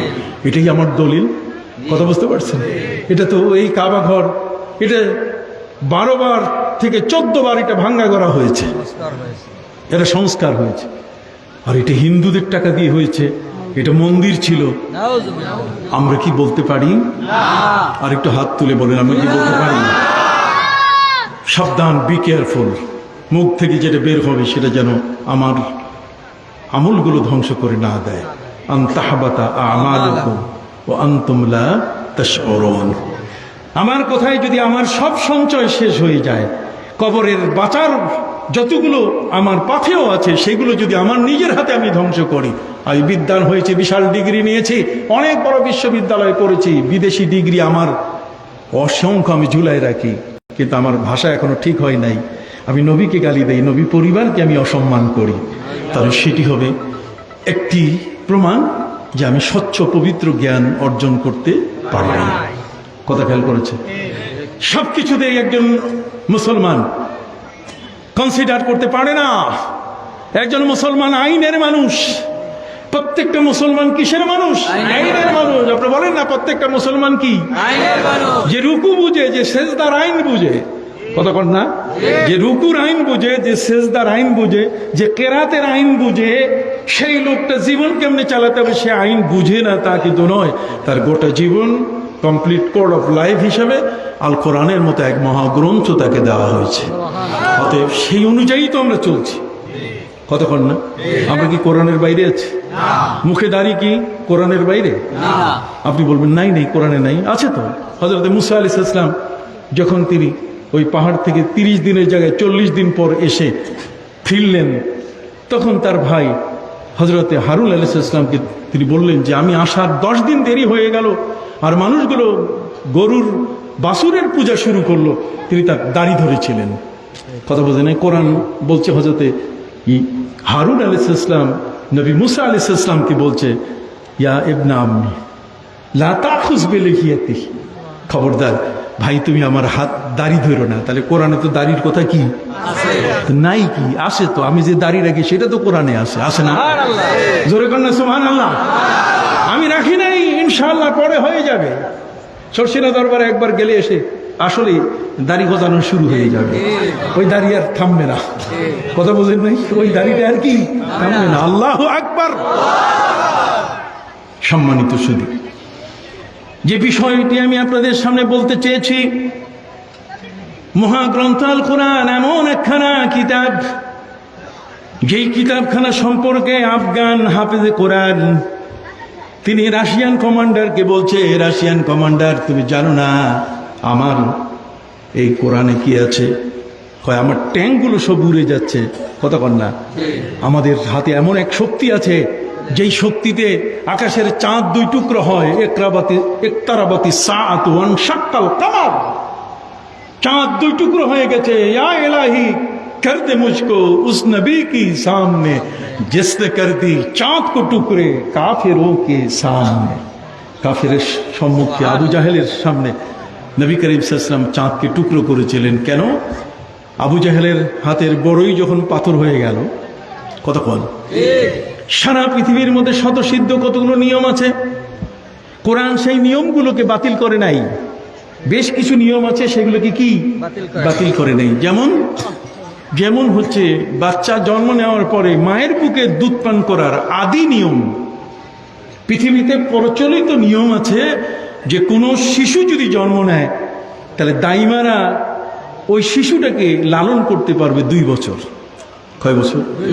এটা আগের থেকে নিয়ম চলে আসছে। কোরআন নাজিল হওয়ার আগে আমার নবীজি সাল্লাল্লাহু আলাইহি ওয়াসাল্লাম যখন শিশু, তাকে যখন দাইমা হালিমাতুস সাদিয়া রাদিয়াল্লাহু তাআলা আনহা নিয়ে গেলেন, তখন তিনি 2 বছরের মাথায় রিটার্ন করতে এসেছিলেন। কোথায়? মক্কায়, তার মায়ের কাছে। কিন্তু সেই সময় এত বেশি মহামারী হয়েছিল, মা বললেন যে আপনি আবার 2 বছরের জন্য নিয়ে যান। ফলে হযরত সৈয়দা হালিমাতুস সাদিয়া রাদিয়াল্লাহু তাআলা আনহা তিনি 4 বছর আমার নবীকে লালন করার সুযোগ পেলেন। 4র্থ বছর নবী একটু বড় হয়েছেন, 4 বছর বয়সের শিশু। মক্কায় আসার পরে যখন তিনি তার মায়ের কাছে বুঝাই দিবেন, মক্কায় নিয়ে আসলেন, তখন এক মেলা বসেছিল। ওই মেলার ভিতরে হালিমা সাদিয়া যখন গেলেন, আকস্মিকভাবে নবীজি তার হাত থেকে হারিয়ে গেলেন। কি হয়ে গেলেন? হারিয়ে গেলেন। আছে না অনেকে গুলিস্তানে যাই হারায় যায় কিনা? গুলিস্তানে লোকের ভিড় যেখানে হয় সেখানে কি হারায় যায়। কি সরল মনে আপনারা আমার সাথে উত্তর দিচ্ছেন। এই সরল মানুষগুলো জীবনে খুব দরকার। কথা বুঝতে পারছেন? গুলিস্তানে ভিড়ের মধ্যে মানুষ হারায় যায়, মক্কা শরীফে ভিড়ের মধ্যে, তওয়াফের মধ্যে মানুষ কি হারায় যায়, আরাফাতের ময়দানে ভিড়ের মধ্যে মানুষ কি হারায় যায়, বাসে উঠতে নামতে গিয়ে সেখানে কি হারায় যায়। এটা বাস্তব। কথা বুঝতে পারছেন? সম্মানিত সুধী, অতএব হারিয়ে যাওয়াটা এটা অন্যায় কিছু নাই, হতেই পারে। আমার নবীজি সাল্লাল্লাহু আলাইহি ওয়াসাল্লামকে হযরতে হালিমাতুস সাদিয়া যখন বুঝাই দেওয়ার জন্য মায়ের কাছে নিয়ে আসছেন, মেলার মধ্যে নবীজি হারায় গেলেন। যে লোকটা আমার নবীকে পেয়েছেন, পাওয়ার পরে আরব দেশের নিয়ম হলো বাচ্চা পাইলে যদি হারানো বাচ্চা পাওয়া যায়, টাকা যদি পড়ে থাকে এটা পাইলে ঘোষণা দিতে হবে, আর নাহলে যে জায়গায় আছে ওই জায়গায় রাখতে হবে লোকটা। কথা বুঝতে পারছেন? টাকা 5 লক্ষ টাকা যদি পড়ে থাকে, মুসলমান টাকা ধরবে না। কথা বলছে, টাকা ধরলেই বিপদ। ঘোষণা করতে হবে 3 দিন, তারপরে গরিব মিসকিনকে দিয়ে দিতে হবে তার পক্ষ থেকে। বুঝতে পারছেন কথা?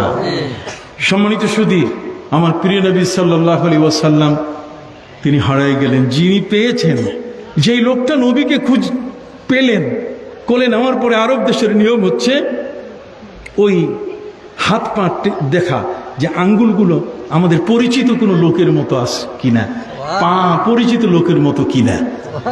কথা বুঝতে পারছেন? সেই মানুষটি হাত আর পা দেখে তিনি মনে করছেন যে এটা খাজা আব্দুল মুত্তালিব, যিনি আমাদের গোত্রপ্রধান, যিনি কাবা ঘরের সামনে দরজার সামনে সুন্দর বিছানা বিছায়া সেখানে বসে থাকেন, তারই সম্ভব কোনো নাতি হবে অথবা তার বংশের কেউ হবে। আমার নবীকে সেই ব্যক্তি কাবা ঘরের সামনে নিয়ে যখন খাজা আব্দুল মুত্তালিবের কাছে দিলেন, উনি দেখেই তো বুঝতে পারলেন, আরে এটা আমার নাতি। পেলেন কই আপনি? এটা কি আল্লাহ কোরআনে বলেছেন? ওয়াজাদাকা দাল্লান ফাহাদা। হে নবী, আপনি হারাই গেছিলেন, আপনার দাদার কাছে আল্লাহ পৌঁছাই দিছে। আর আমি মৌলবী তর্জমা করি, নবী আপনি পথভ্রষ্ট হয়ে গেছেন, নবী আপনি নষ্ট হয়ে গেছেন। আল্লাহ আপনাকে সৎ পথের দেখার ব্যবস্থা করেছে, সৎ পথ দেখার ব্যবস্থা করেছে। দুইটা কি এক জিনিস? জোরে বলেন না। আপনি নবীকে নিয়ে এমন কথা বলেন কেন? আপনার কি ভাষা জানা নাই? যেই জায়গায় ভাষা ইউজ করতে গেলে লা তারফাউ আসওয়াতাকুম ফাওকা সাওতিন লা তাজআলু দুআ আর-রাসূল বাইনাকুম কাদুআই বাযিকুম বাযা। নবীকে নিজের বাড়ির মানুষের মতো ডাকা যাবে না। ওয়ালাউ আন্নাহুম সাবারু লাকানা খায়রাল লাহুম। যারা নবীর বাড়ির পিছন দিক থেকে নবীকে নাম ধরে ডাকতেছে, ইয়া মুহাম্মদ, ইয়া মুহাম্মদ, আল্লাহ বলেন আমি আমার নবীর নাম ইয়া মুহাম্মদ বলে ডাকি নাই, ইয়া মুহাম্মদ বলে আমার নবীকে ডাকি নাই। বরং পৃথিবীর মানুষগুলোকে বুঝাবার জন্য, তাদের জ্ঞান দেওয়ার জন্য, নবীর সম্মানটা যেন বুঝতে পারে, এই জন্য আমি তাকে চমৎকার চমৎকার বিউটিফুল বিউটিফুল নামে আমার নবীকে আমি ডেকেছি। আমি নবীকে ডেকেছি, ইয়া আইয়ুহাল মুদ্দাসসির কুম ফাআনদির ওয়া রাব্বাকা ফাতাহহির ওয়ার রুজজা ফাহাজুর। ইয়া আইয়ুহাল মুযাম্মিল কুমিল লাইলা ইল্লা ক্বালিলান নিসফা। সুবহানাল্লাহ বলেন। আমি কত চমৎকার নাম দিয়ে ডেকেছি, ইয়া আইয়ুহান নাবিয়্যু ইন্না আরসালনাকা শাহিদান ওয়া মুবাশশিরান ওয়া নাযীরা। সুবহানাল্লাহ বলেন। ইয়া আইয়ুহার রাসূল। আর এগুলো আদব নাই। মোহাম্মদ, মোহাম্মদ কি তোমার কি চাচাতো ভাই নাকি? কথা কন না, কন না। আমার নবী কি আমাদের চাচাতো ভাই, বড় ভাই, ছোট ভাই, জ্ঞাতি ভাই, খেলার মাঠের ভাই, প্রতিবেশী ভাই, স্কুলমেট, ইয়ারমেট? কিছুই না। আল্লাহু আকবার বলেন।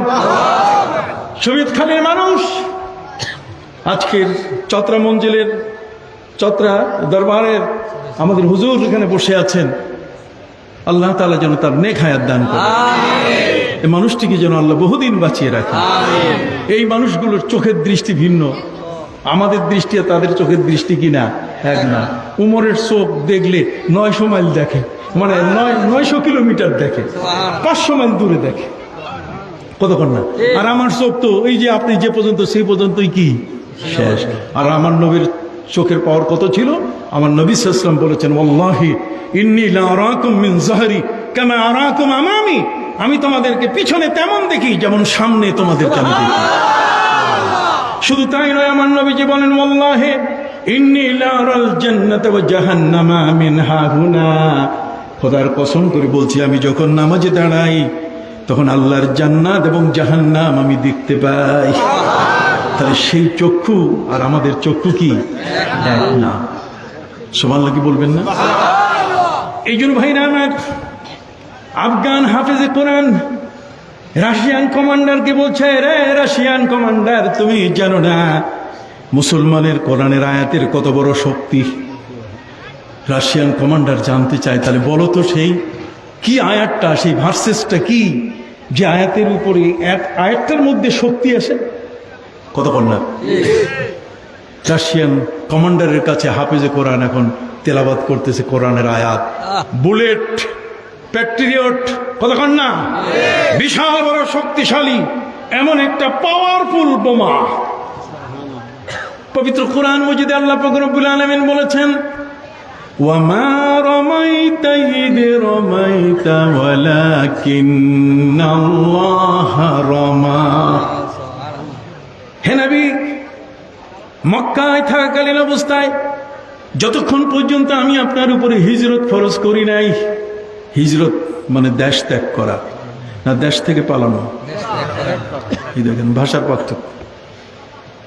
হ্যাঁ, কেউ বলে যে দেশ মানে পালাই চলে গেছে, নবীজি নাকি পালাইছেন। না না না, নবী পালান নাই। নবী করিম সাল্লাল্লাহু আলাইহি ওয়াসাল্লাম হিজরত করেছেন। কতক্ষণ না, কি করেছেন? আর সেই হিজরতটা, এটা এখন আল হিজরত মাযিন ইলা ইয়াউমিল কিয়ামা। কিয়ামত পর্যন্ত হিজরত আমাদের উপরে জারি হয়ে আছে। নবী করিম সাল্লাল্লাহু আলাইহি ওয়াসাল্লাম বলেন, লা তানকাতিউল হিজরাতু হাত্তা তানকাতি আত-তাওবা ওয়া লা তানকাতিউ আত-তাওবাতু হাত্তা তাতলু আশ-শামসু মিন মাগরিবিহা।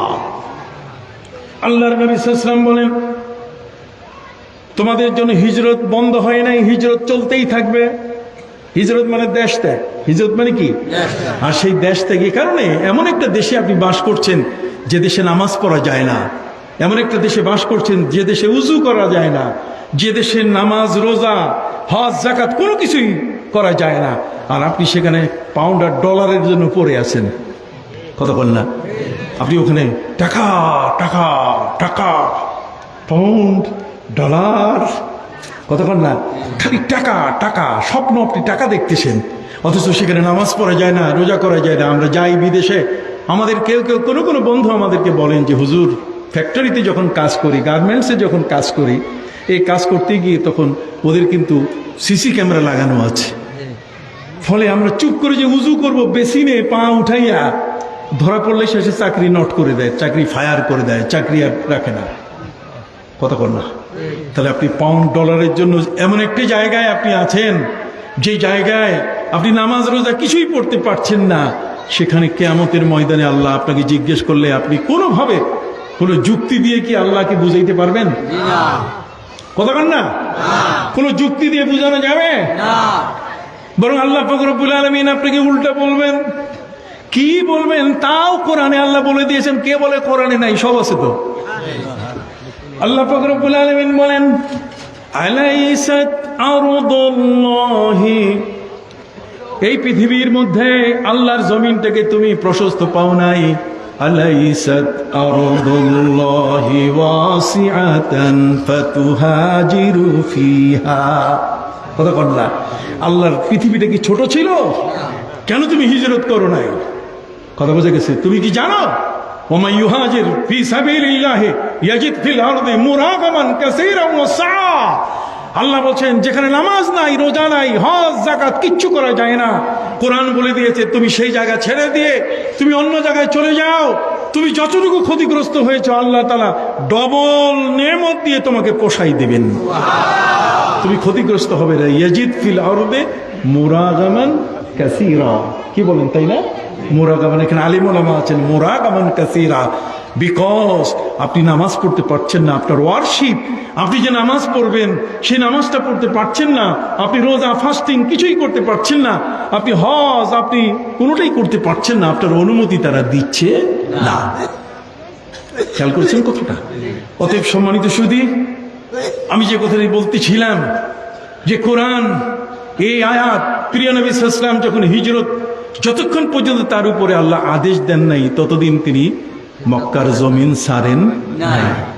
কথা বুঝেন নাই? যেদিন তার উপরে আদেশ আসলো যে আপনি এখন হিজরত করেন, আপনার উপরে হিজরত ফরজ করা হলো। হিজরত নবীর উপরে ফরজ করা হয়েছিল। যখনই ফরজ করা হলো তখন নবী করিম সাল্লাল্লাহু আলাইহি ওয়াসাল্লাম সবচেয়ে বড় চিন্তিত হলেন যে অসংখ্য মানুষ, আমি বাজারের সেই ব্যবসা থেকে নিয়ে আমার নবুয়তির এই পর্যন্ত সবাই আমাকে বিশ্বস্ত বলে স্বীকৃতি দিয়েছে, আমি আলামিন। আমি কি আলামিন? মানে বিশ্বাসী না, আলামিন মানে বিশ্বস্ত। একটা হচ্ছে বিশ্বাসী, বিশ্বাসী তো আমি, কথা বল না, বা আরেকজন সে কোনো বিষয়ের উপরে বিশ্বাস করেছে কিন্তু না বিশ্বস্ত। দুই নম্বর বুঝেন না, আলামিন মানে বিশ্বস্ত। অতএব সেই মহান রাসূল সাল্লাল্লাহু আলাইহি ওয়াসাল্লামের কাছে অনেকের সোনা দানা, টাকা কড়ি, বহু কিছু আমানত ছিল। ওরা কিন্তু আমার নবীর কাছে আমানত রেখেছে, কিন্তু আবু জাহেলের কাছে আমানত রাখে নাই। কেন?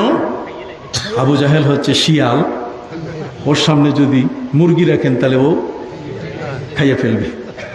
সেই যুগের মধ্যেও মানুষ বুঝতে পেরেছে যে কার কাছে রাখলে পাওয়া যাবে আর কার কাছে রাখলে দুয়ায় একেবারে শেষ হয়ে যাবে। সম্মানিত সুধী, প্রিয় নবী সাল্লাল্লাহু আলাইহি ওয়াসাল্লাম দেখলেন দুটো বিষয়। একটা হলো, যদি টাকা পয়সা না দিয়ে আমি চলে যাই তাহলে তারা বদনাম করবে, আমি তাদের অর্থ আত্মসাৎ করেছি। কথা বলেন, এটা বড় একটা আমানত।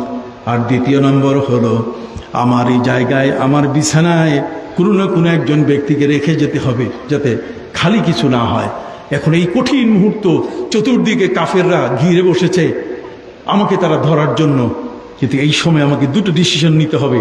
আর তার মধ্যে একটি হলো কি, যে আমার আমানতটা বুঝাই দিতে হবে। তো আমি চলে গেলে আমার আমানতটা কে বুঝাই দেবে? এই জন্য হযরতে আলী রাদিয়াল্লাহু তাআলা আনহুকে তিনি বেছে নিলেন। শেরে খোদা হযরতে আলী রাদিয়াল্লাহু তাআলা আনহু নবী করিম সাল্লাল্লাহু আলাইহি ওয়াসাল্লামের এই মুহূর্ত সম্বন্ধে তিনি বলছেন যে আমার জীবনে আমি একটা ভয়ঙ্কর মুহূর্তে নবীজির বিছানার আমি সেখানে পাহারাদার হয়েছি, যে সময় আমার জীবনের উপরে আক্রমণ আসাটা খুব সহজ ছিল।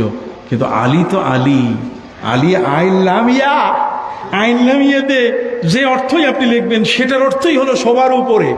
যদি হাক দেয়, ডাক দেয়, তাহলে সেই ডাকটাও সবার কি, আর তরবারিটা যদি উঠায় সে তরবারিটাও কি, সুবহানাল্লাহ না? যিনি হলেন আসাদুল্লাহিল গালিব, যিনি হলেন আল্লাহর বিজয় সিংহ, সেই হযরতে আলী রাদিয়াল্লাহু তাআলা যিনি খাইবারের যুদ্ধে ইহুদিদের ৮০ মন ওজনের অথবা ৮০০ মন ওজনের দরজা আঙ্গুলের মাথা দিয়ে তিনি উঠাইছিলেন।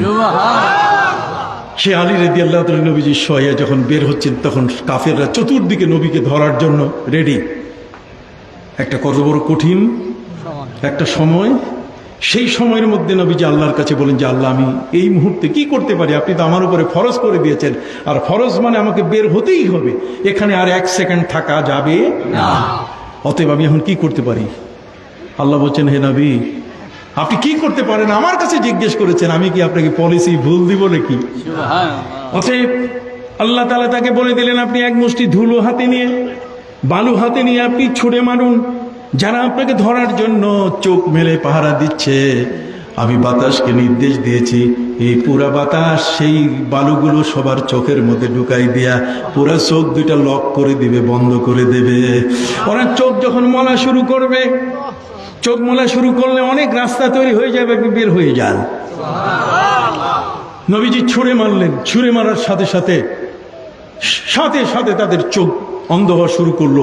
সবাই এখন চোখ মলতেছে, কি হইল রে, কি হইল? এই ঘূর্ণিঝড়, এই বাতাস আসলো কোত্থেকে? কথা বুঝতে পারছেন? নবীজি নিরাপদে বের হয়ে গেলেন। নবীজি কিছু দূর যাওয়ার পরেই আল্লাহ পাক রব্বুল আলামিন বলে দিলেন, হে নবী, ওই যে হাতটা দিয়ে আপনি বালু নিক্ষেপ করেছিলেন, ওই হাতটা কিন্তু আপনার ছিল না, ওই হাতটা আমি আল্লাহর ছিল। এখন আসেন বিশ্বাসের বিশাল প্রশ্ন, বিশ্বাসের বিশাল প্রশ্ন। নবীর হাতটাকে আল্লাহ তাআলা নিজের হাত বলতেছে, তার অর্থ হলো নবীর সম্মান এত বড় করে আল্লাহ দেখাই দিলেন। আমি গবেট, আমি বোকা, আমি অথর্ব, আমি অপদার্থ, আমি এগুলো কিছু বুঝি না। আমি মনে করি মুহাম্মদ আর আমি, আমার ছেলে, আমার ভাই সমান। আল্লাহ বলছেন, হে নবী, আপনার হাতটা আমার হাত। তারপরে নবীর হাত হলো মহাশক্তির হাত। নবীর হাতটা হলো পৃথিবীর সবচেয়ে বড় পরাক্রমশালী মহান আল্লাহ যে হাত, সেই হাতের শক্তি আমার নবীর কাছে আছে। এটা শিরক নয়। গোপাল ভাঁড়ের মতো নাক বাড়াইয়া লাভ নাই। কথা বুঝতে পারছি? সম্মানিত সুধী, কি চমৎকার! আমার আল্লাহ বলে দিলেন, হে নবী, ওয়ামা রামাইতা ইদ রামাইতা ওয়ালাকিন্নাল্লাহা রামা। আপনি যে হাত দিয়ে নিক্ষেপ করেছেন, ওই হাতটা আপনার ছিল না, বরং আল্লাহ নিজেই নিক্ষেপ করছেন। তা আল্লাহ নিজে নিক্ষেপ করলে এখানে কি কারো চোখ মিস হইছে? জোরে কর না। সবার চোখে চোখে বালু গেছে কিনা? সবাই বলতেছে। নবীজি পার হয়ে চলে গেলেন। সুবহানাল্লাহ। পুরা পথ জাবালে সুরে নবী উঠলেন। কথা কন না? সুর পাহাড় ৫,৫০০ কদম উপরে আবু বকর সিদ্দিক রাদিয়াল্লাহু তাআলা নবীর সঙ্গী। আবু বকর সিদ্দিক বলছেন, হুজুর শোরাকা, কাফেরদের ভয় হচ্ছে, ওরা বোধহয় ঘোড়া নিয়ে আসবে, আমাদেরকে ধরে ফেলবে। নবীজি বলছেন, না না না, কোনো ভয় করো না, আমাদের সাথে আল্লাহ আছেন। তা আমাদের সাথে আল্লাহ আছেন, এই বিপদ মুহূর্তে আল্লাহ আছেন, এটা তো কোরআনে আছে। কে বলে কোরআনে নাই? সব তো আছে। কথা কোন কি চমৎকার! নবীজি আবু বকর সিদ্দিককে বললেন, ভয় নাই। সাথে সাথে পবিত্র কোরআনের আয়াত আমার নবীর উপরে নাজিল হলো। আল্লাহ বলে দিলেন, ওয়াসানিয়াসনাইনি ইদহুমা ফিল গার ইদ ইয়াকুলু লিসাহিবিহি লা তাহজান ইন্নাল্লাহা মা'ানা। সুবহানাল্লাহ। হে নবী, দ্বিতীয় ব্যক্তি আপনার সঙ্গী। তার মানে আপনি ফার্স্ট পার্সন, আর আপনার সাথে যিনি আছেন সেকেন্ড পার্সন। পৃথিবীর মধ্যে ফার্স্ট পার্সন আর সেকেন্ড পার্সন, এটাই নবী বলে দিলেন, আফজালুন নাসে বাদাল আম্বিয়া আবু বকর। পৃথিবীতে নবীর পরে যদি কোনো ব্যক্তি থাকেন তার নাম হলো কি? তাহলে সে আবু বকর নিয়ে যদি আপনি বাজে কথা বলেন চলবে না। উমরকে যদি আপনি মাতাল বলেন চলবে না। হ্যাঁ, হযরত আলীকে মাতাল বলে চলবে না। এই জন্য এই মাহফিলগুলোতে আপনারা আসবেন না? হ্যাঁ, আবার ওই যে 29-30 আবার কি সিনা দরবারের মাহফিল যাবেন তো ইনশাল্লাহ? হাত উঁচু করেন, যাবেন তো? আমি আসবো ইনশাল্লাহ, আমিও আসবো। সম্মানিত সতী বন্ধুরা আমার, অনেক লম্বা কথা। আমি যেদিকে যাই সেদিকে এক মহাসাগর, সেদিকে এক মহাসাগর। আমাদের আল্লাহ তাআলা জিহ্বা দিয়েছেন, সবসময় কথা বলা যাবে না। ঠোঁট দিয়েছেন যাতে জিহ্বাটারে আটকায় রাখা যায়। চোখ দিয়ে সব দেখা যাবে না, এই জন্য চোখের পাতা দিয়েছেন যাতে চোখটা বন্ধ করে চোখটাকে হেফাজত করা যায়। হাতটাকে দিয়েছেন লম্বা করার মতো, কিন্তু অসৎ কিছু ধরার ক্ষেত্রে যেন হাতটা আমি বাঁকা করতে পারি। মাঝখানে কি দিয়েছেন? জয়েন্ট দিয়েছেন। পা দিয়ে আমি মন্দিরে যাব, পা দিয়ে আমি সেই অশ্লীল কাজে যাব, জেনা বেবিচারের কাজে যাব, সেখানে আমার পা মরানোরও ব্যবস্থা করে দিয়েছেন, ঠিক কিনা? প্রত্যেকটাতেই আমার সেফটির ব্যবস্থা আছে, প্রত্যেকটাতেই আমাকে রক্ষা করার কি আছে? ব্যবস্থা। সেই জ্ঞান কি আমি কখনো নিয়েছি? অতএব সেই মহিলা নবীর কাছে এসে বলছে, হুজুর পেটে একটা বাচ্চা লুকানো, আপনি আমারে শাস্তি দেন। মনে আছে কিনা?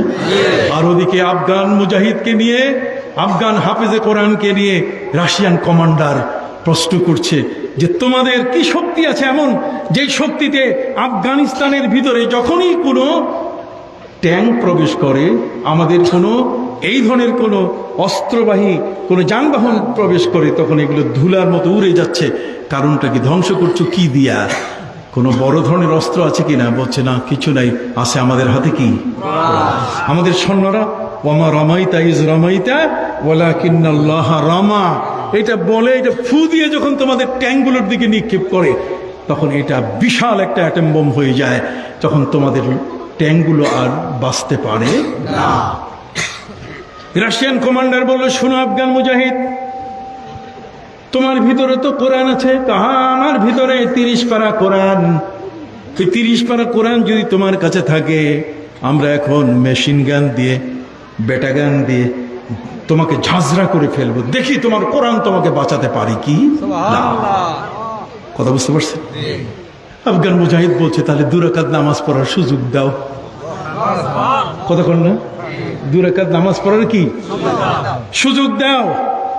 2 রাকাত নামাজ পড়ে আমার আল্লাহর কাছে আমি বলি। কতক্ষণ না? আর সেই বলাটা ছিল, লাস্তু উবালি হিনা উকতালু মুসলিমান, লাস্তু উবালি হিনা উকতালু মুসলিমান আলা আইয়ি জামবিন কানা ফিল্লাহি মাসরাই وذلك في ذات الإله إن يشاء يبارك على كل شلب ممزع। হযরত খুবাইব রাদিয়াল্লাহু তাআলা আনহুকে যখন কাফেররা ধরে নিয়ে এসেছিল, কতক্ষণ না, নবী করিম সাল্লাল্লাহু আলাইহি ওয়াসাল্লামের কাছে এরা নিজের পোশাক পরিচ্ছদ, ইসলামের পোশাক পরিচ্ছদ গ্রহণ করে ধোঁকা দিয়ে যখন কোরআনের কারীদেরকে নিয়ে আসতেছিল, সেই কোরআনের কারীদের মধ্যে ছিলেন একজন হযরতে খুবাইব রাদিয়াল্লাহু তাআলা। সেই খুবাইব রাদিয়াল্লাহু তাআলা 9 জন ছিলেন তারা, তার মধ্যে 7 জনকেই তারা মেরে ফেললো, পথেই মেরে ফেললো কাফেররা। আর বাকি 2 জন, হযরতে যায়েদ ইবনে দাসানা, হযরতে খুবাইব রাদিয়াল্লাহু তাআলা। যায়েদ ইবনে দাসানা, খুবাইব রাদিয়াল্লাহু তাআলা 2 জনেই তারা পাহাড়ের উপরে উঠেছিলেন যাতে কাফেরদের কোনো তীর না লাগে। কাফেররা ডাক দিয়ে বলছে, তোমরা নিচে নামো, তোমাদের 7 জনই শেষ, তোমরা বাঁচতে পারবা না, অতএব তোমাদেরকে আমরা মারবো না, আমরা ধনুকের রশি খুলে ফেললাম। ধনুকের রশি লাগা থাকলে তীর নিক্ষেপ করা যায়, বুঝেন কিনা? কতক্ষণ? অতএব আমরা রশি কি খুলে ফেললাম, এই দেখো রশি খুলে ফেলেছি, অতএব তোমরা নিচে নামো। হযরতে খুবাইব, হযরতে যায়েদ ইবনে দাসানা রাদিয়াল্লাহু তাআলা আনহু, তাদের সাথে আরেকজন ছিলেন, 3 জন ব্যক্তি মূলত ছিলেন।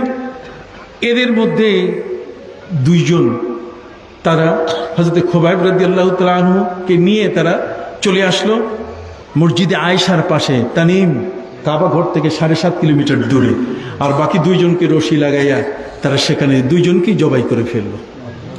নবীর সাহাবীদের লাশ পড়ে আছে।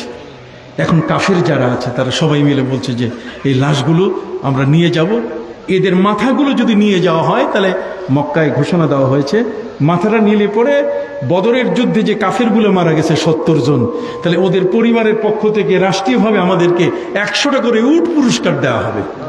তো কাজেই এখন ছুরি দিয়ে মাথা কাটা দরকার। দেহ থেকে মাথাটা যদি আলাদা করা যায় তাহলে 100টা উট পাওয়া যাবে। যখনই তারা প্রস্তুতি নিয়ে এই সাহাবীদের, এই শহীদ সাহাবীদের লাশের উপরে যখন আঘাত করবে, ঠিক ওই মুহূর্তে আল্লাহ পাক রব্বুল আলামিন বিশাল মৌমাছির ঝাঁক পাঠাই দিলেন। আকাশ কালো হয়ে গেল, এত প্রবল বৃষ্টি হলো। প্রথম বৃষ্টি, ওই বৃষ্টির মধ্যে লাশ কোথায় ভেসে গেছে কোনো খবর নাই। এরপরে যখন মৌমাছির ঠেলা, মৌমাছি কথা বুঝেন নাই? পবিত্র কোরআন মজিদে আল্লাহ বলেন, ওয়ামা ইয়ালামু জুনুদা রাব্বিকা ইল্লা হু। আল্লাহ বলছেন আমার সৈন্য কত আছে তুমি জানো? সুবহানাল্লাহ। আমি খালি পানিতে চুবাইছি তা না, ফেরাউনকে খালি পানিতে চুবাইছি তা না, কতক্ষণ না। আমি নমরুদকে শুধু ল্যাংরাম মশা মাথার মধ্যে ঢুকাইয়া ব্রেনটারে এক কায়দা মতো সোজা করছি, এতটুকু। আমি আল্লাহর সৈন্য সব। আমি যদি বলি এখনো ও দাকাতিল আরদু বিমা রাহবাত, পৃথিবীর জমিনটাকে যদি বলে এখনই ধরো, ওর পায়ে ডান্ডা বেরি লাগাও, ফাঁক হয়ে যাও, সাথে সাথে তার দেহটাকে মাটিতে টেনে নিয়ে যাবে। মাটি কি আছে কিনা ক্ষমতা? আল্লাহ বলছেন ওয়া কুল্লান আখাযনা বিযামবি, আমি পাপীকে কখনো ছাড়ি না। জোরে বলেন হাত তুলে, পাপীকে আল্লাহ কখনো ছাড়েন না। এই জন্য ভয় করতে হবে। ওয়াইজা আরাদনা আন নুহলিকা কারিয়াতান আমারনা মুত্রাফিহা ফাফাসাকু ফিহা, যখন কোনো জাতিকে আমি ধ্বংস করতে চাই তখন ওই জাতির সবচেয়ে বড় বড় নেতাগুলোকে বেশি বেশি পাপের কাজ করার মতো সুযোগ দেই। ওরা যখন এই পাপের কাজে লিপ্ত হয়, কথা বল না, বাস ফাহাক্কা আলাইহিল আযাব, তখন আমার পক্ষ থেকে তাদের উপর শাস্তি চলে আসে, নিজেদেরকে আর কখনো বাঁচাইতে পারে না।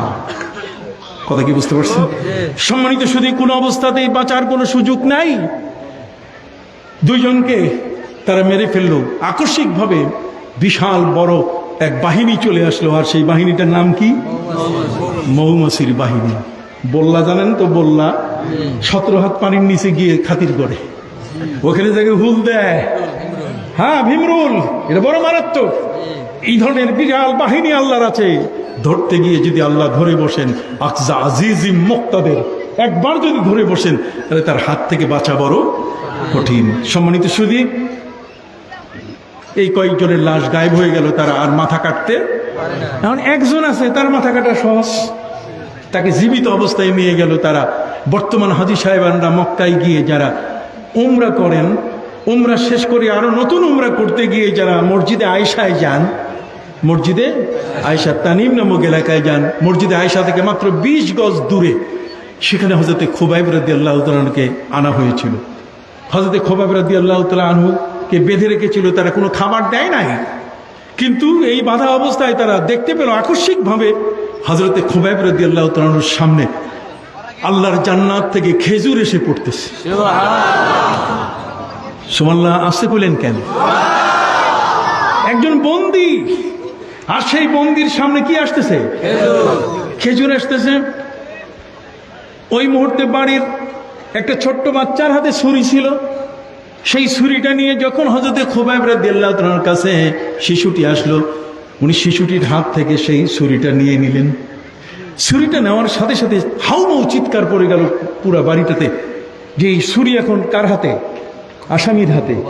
অতএব খুবাইব তার হাতে, তার নাম হলো খুবাইব ইবনে আরতাতা। নাম কি? খুবাইব ইবনে আরতাতা রাদিয়াল্লাহু তাআলা আনহু। সবাই ভয় পাচ্ছে যে এই ছুরি দিয়ে আমার বাচ্চাটাকে সে মেরে ফেলবে। হযরত খুবাইব বলছেন, না, আমাদের ধর্ম কোনোদিন এই ধরনের কোনো বিষয়, ইভেন যুদ্ধের ময়দানে ইসলামের আইন আছে যে যুদ্ধে কোথায় গুলি করা যাবে, কোথায় ছুরি মারা যাবে, কোথায় তীর মারা যাবে, পবিত্র কোরআন বলে দিয়েছে। সুবহানাল্লাহ বলে। পবিত্র কোরআন বলে দিয়েছে, ইল্লাল মুস্তাদআফিন মিনার রিজালি ওয়ান নিসাই ওয়াল বিলদান। যারা অসুস্থ রোগী, যারা বৃদ্ধ, যারা হাসপাতালে আছে তাদেরকে মারা যাবে না, ঠিক নারীদেরকে মারা যাবে না, মহিলাদেরকে মারা যাবে না, তীর নিক্ষেপ করা যাবে না, আর শিশুদেরকে মারা যাবে না। আপনি সুবহানাল্লাহ করেন না কেন? এটা কি হযরত খোবাইব জানতেন না? দেখেন ইসলাম কত চমৎকার। এই যে গাজায় কত ইসরায়েলি বন্দী হয়েছিল, পুরুষ এবং মহিলা, মুসলমানদের সৈন্যদের কাছে তারা আমানত ছিল, তাদের একজনের ইজ্জত নষ্ট হয় নাই। কোন ইসরায়েলি কেউ কখনো বলতে পারবে না যে গাজার এই বাহিনী, মুসলিম বাহিনীরা তাদের ইজ্জত নষ্ট করেছে অথবা তাদের উপরে কোনো অন্যায় আক্রমণ করেছে। ইসলাম এটা এমন একটি ধর্ম যে মুসলমান হয় সে একজন আইনি মানুষ। মুসলমান এক একজন অ্যাডভোকেট, কতক্ষণ না, মুসলমান এক একজন কি অ্যাডভোকেট, মুসলমান এক একজন আইনজ্ঞ ব্যক্তি। বড় করে বলেন সুবহানাল্লাহ, আল্লাহু আকবার। যদি আপনি নিজে মনে করেন যে আমি একজন কি আইনজ্ঞ, কেমন? যেমন ডক্টর মোহাম্মদ শহীদুল্লাহ, তিনি 18 ভাষার কি ছিলেন? পণ্ডিত ছিলেন।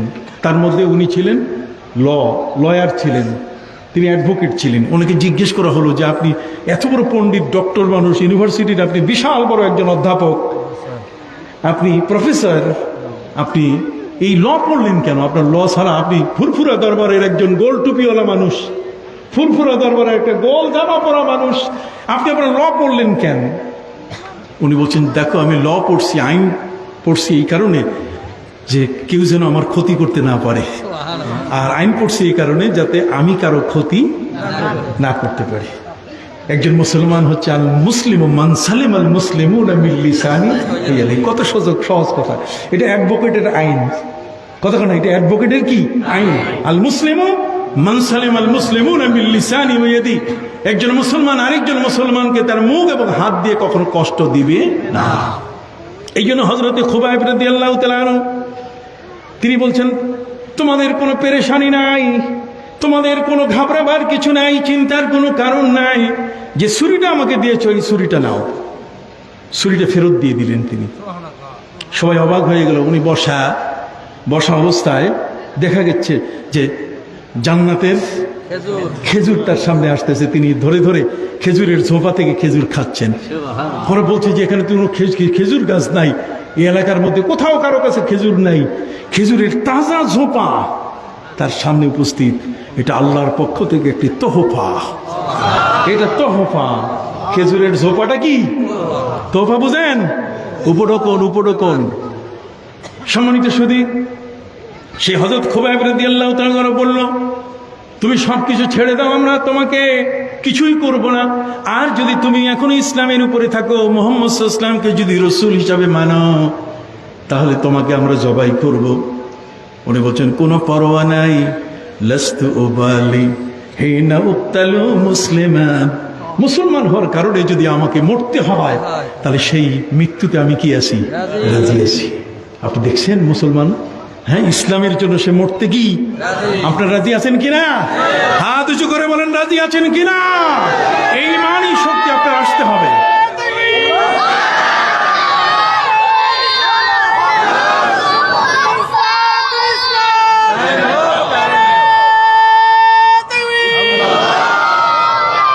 সম্মানিত সুধী, অতএব মুসলমান কোনোদিন ভয় পায় না। हम तो मुसलमान हैं, पीछे हटने वाले नहीं। हम तो मुसलमान हैं, पीछे हटने वाले नहीं। सीने हैं सामने, सरनगू करने वाले नहीं।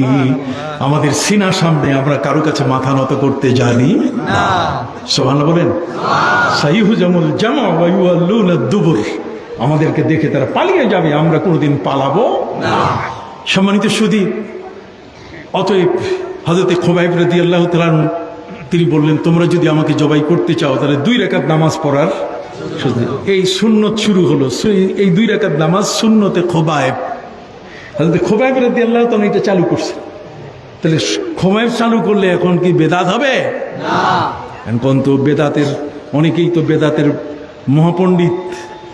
কথা একটা হলি বেদাত, এইটা বললেই বেদাত, এটা করা যাবে না, ওইটাতে বেদাত, দাঁত একটাও নাই।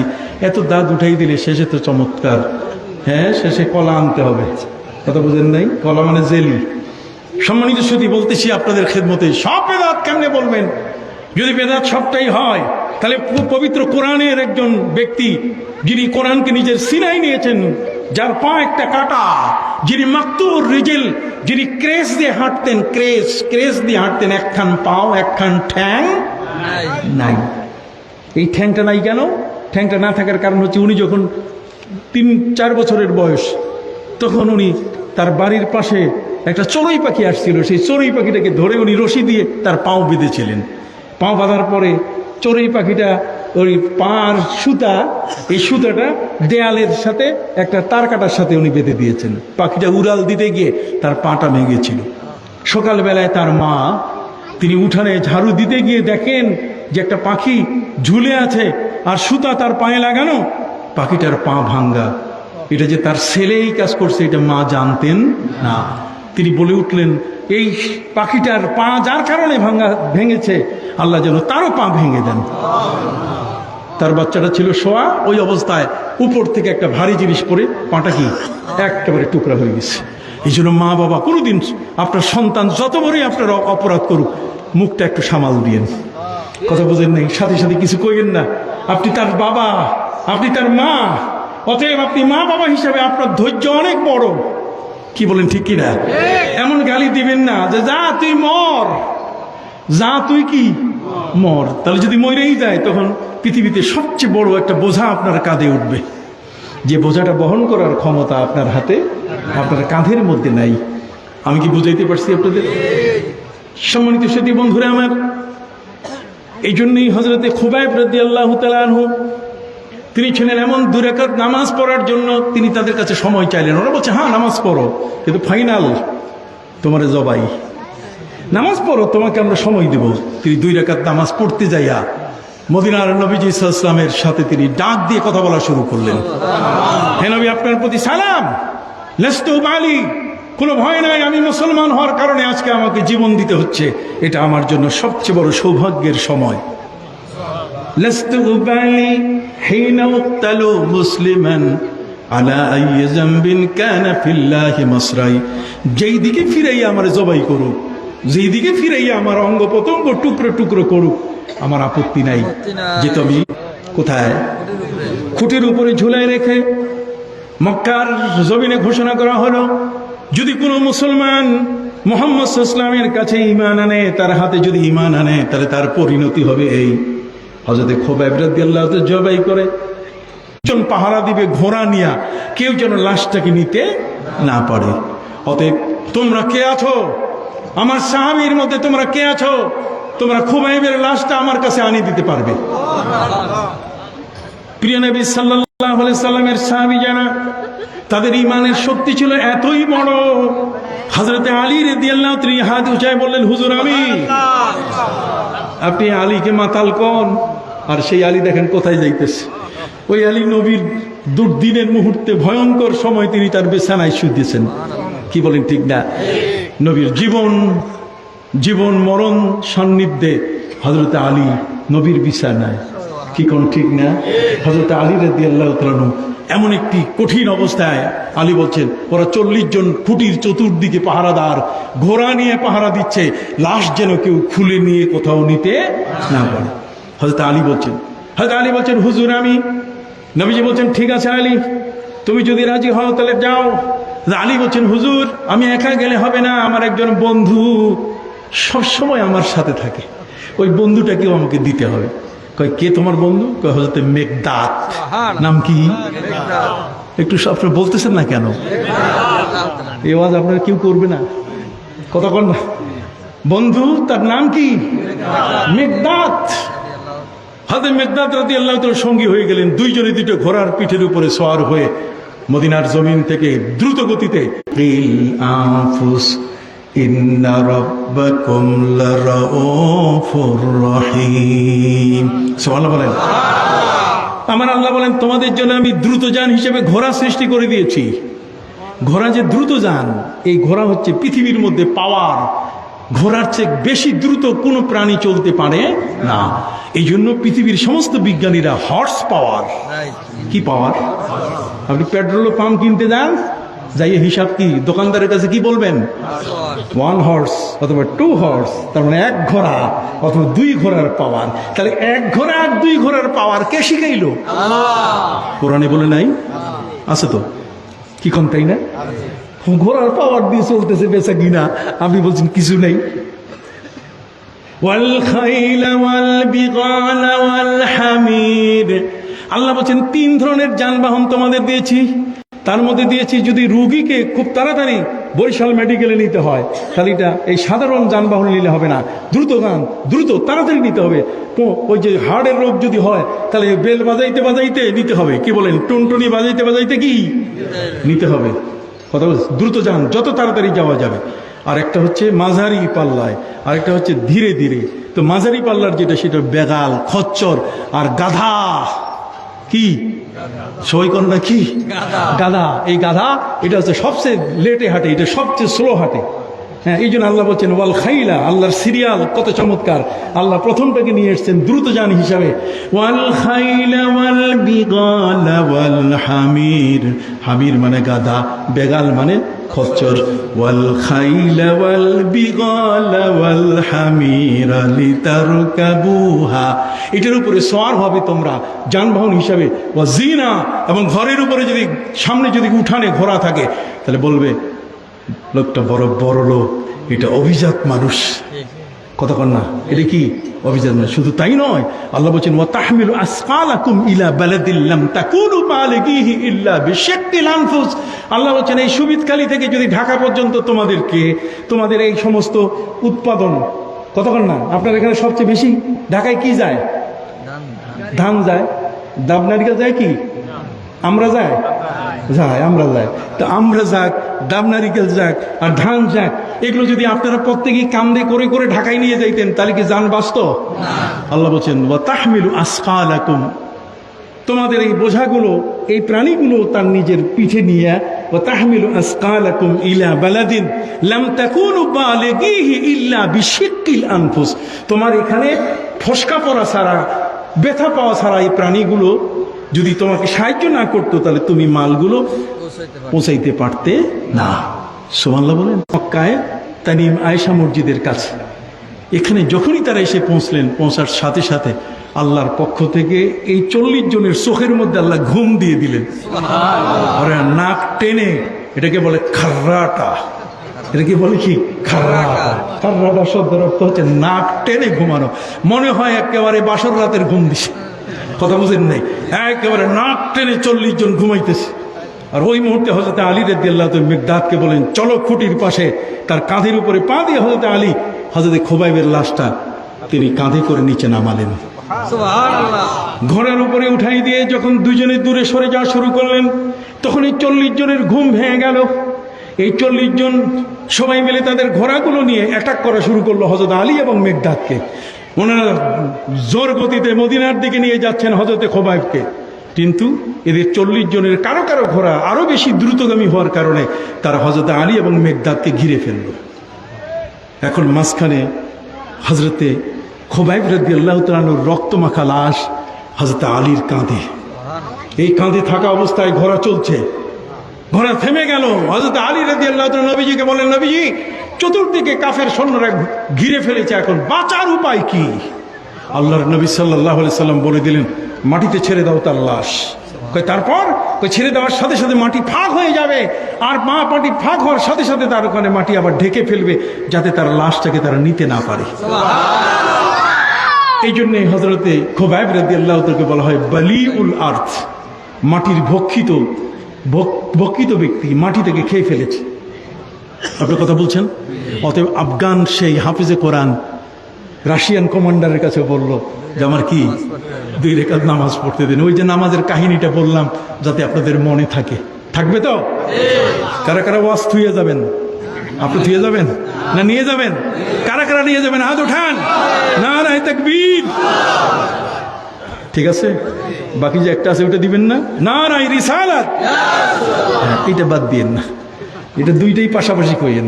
খালি তৌহিদি জনতা হয়ে গেছেন, নবীর একজন মহেব নবীর পাগল হওয়ারও চেষ্টা করেন, তাহলে দেখবেন সব সহজ হয়ে যাবে।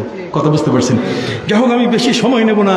আমি তো বলছি যেদিকে যাব, আমাকে সারা রাত যদি আপনি বলতে বলেন, সারা দিন যদি বলতে বলেন, আলোচনা কখনো শেষ হবে না। কথা বুঝে গেছে? সংক্ষিপ্তভাবে যেটা আপনাদের কাছে বলতে চাই, আফগান কমান্ডার তিনি দেখলেন যে রাশিয়ান কমান্ডার বলছে যে আমরা এখন তোমাকে বেটা গান দিয়ে, মেশিন গান দিয়ে তোমার বুক ঝাঁঝরা করে দেবো। তোমার বুকে তো কোরআন আছে, সেই কোরআনটা আমরা ঝাঁঝরা করে দেবো, দেখি তুমি ঠেকাইতে পারো কিনা। তুমি বলেন 2 রাকাত নামাজ পড়ার সুযোগ দেন। 2 রাকাত নামাজ পড়ে অন্ধ মানুষ, কিছু চোখে দেখে না, তিনি বলেন নামাজ শেষ হওয়ার পরে আমি হাত উঠালেই আপনি বুঝবেন যে আমি নামাজ শেষ করছি, এখন আমি প্রস্তুত। উনি নামাজ শেষ করে হাত উঁচু করে প্রস্তুত। 1, 2, 3, 4 মিনিট পার হচ্ছে, একের পরে এক, একের পরে এক। 1 থেকে 1.5 ঘন্টা শেষ, খবর নাই, কোনো মেশিন গানের গুলিরও শব্দ নাই। কতক্ষণ না, কোনো রাইফেল, কোনো কার্তুস, কোনো কিছুরই শব্দ নাই। 1.5 ঘন্টা পরে উনি হাত নামালেন। কিছু পরে রাশিয়ান কমান্ডার এসে বলছে, তুমি আমাদেরকে মাফ করে দাও। কই কেন? কই যখনই তোমার প্রতি তাক করেছিলাম আমরা আমাদের মেশিন গান, ঠিক ওই মুহূর্তে তোমার ওই তরফ থেকে, তোমার পক্ষ থেকে এমন একটা বিশাল আগুনের কুণ্ডুলি এসে আমাদেরকে ধাওয়া করছিল। কিসের কি? সব অস্ত্র ফালাই দিয়ে পালাই গেছে, একটা অস্ত্র হাতে নাই। সুবহানাল্লাহ বলেন।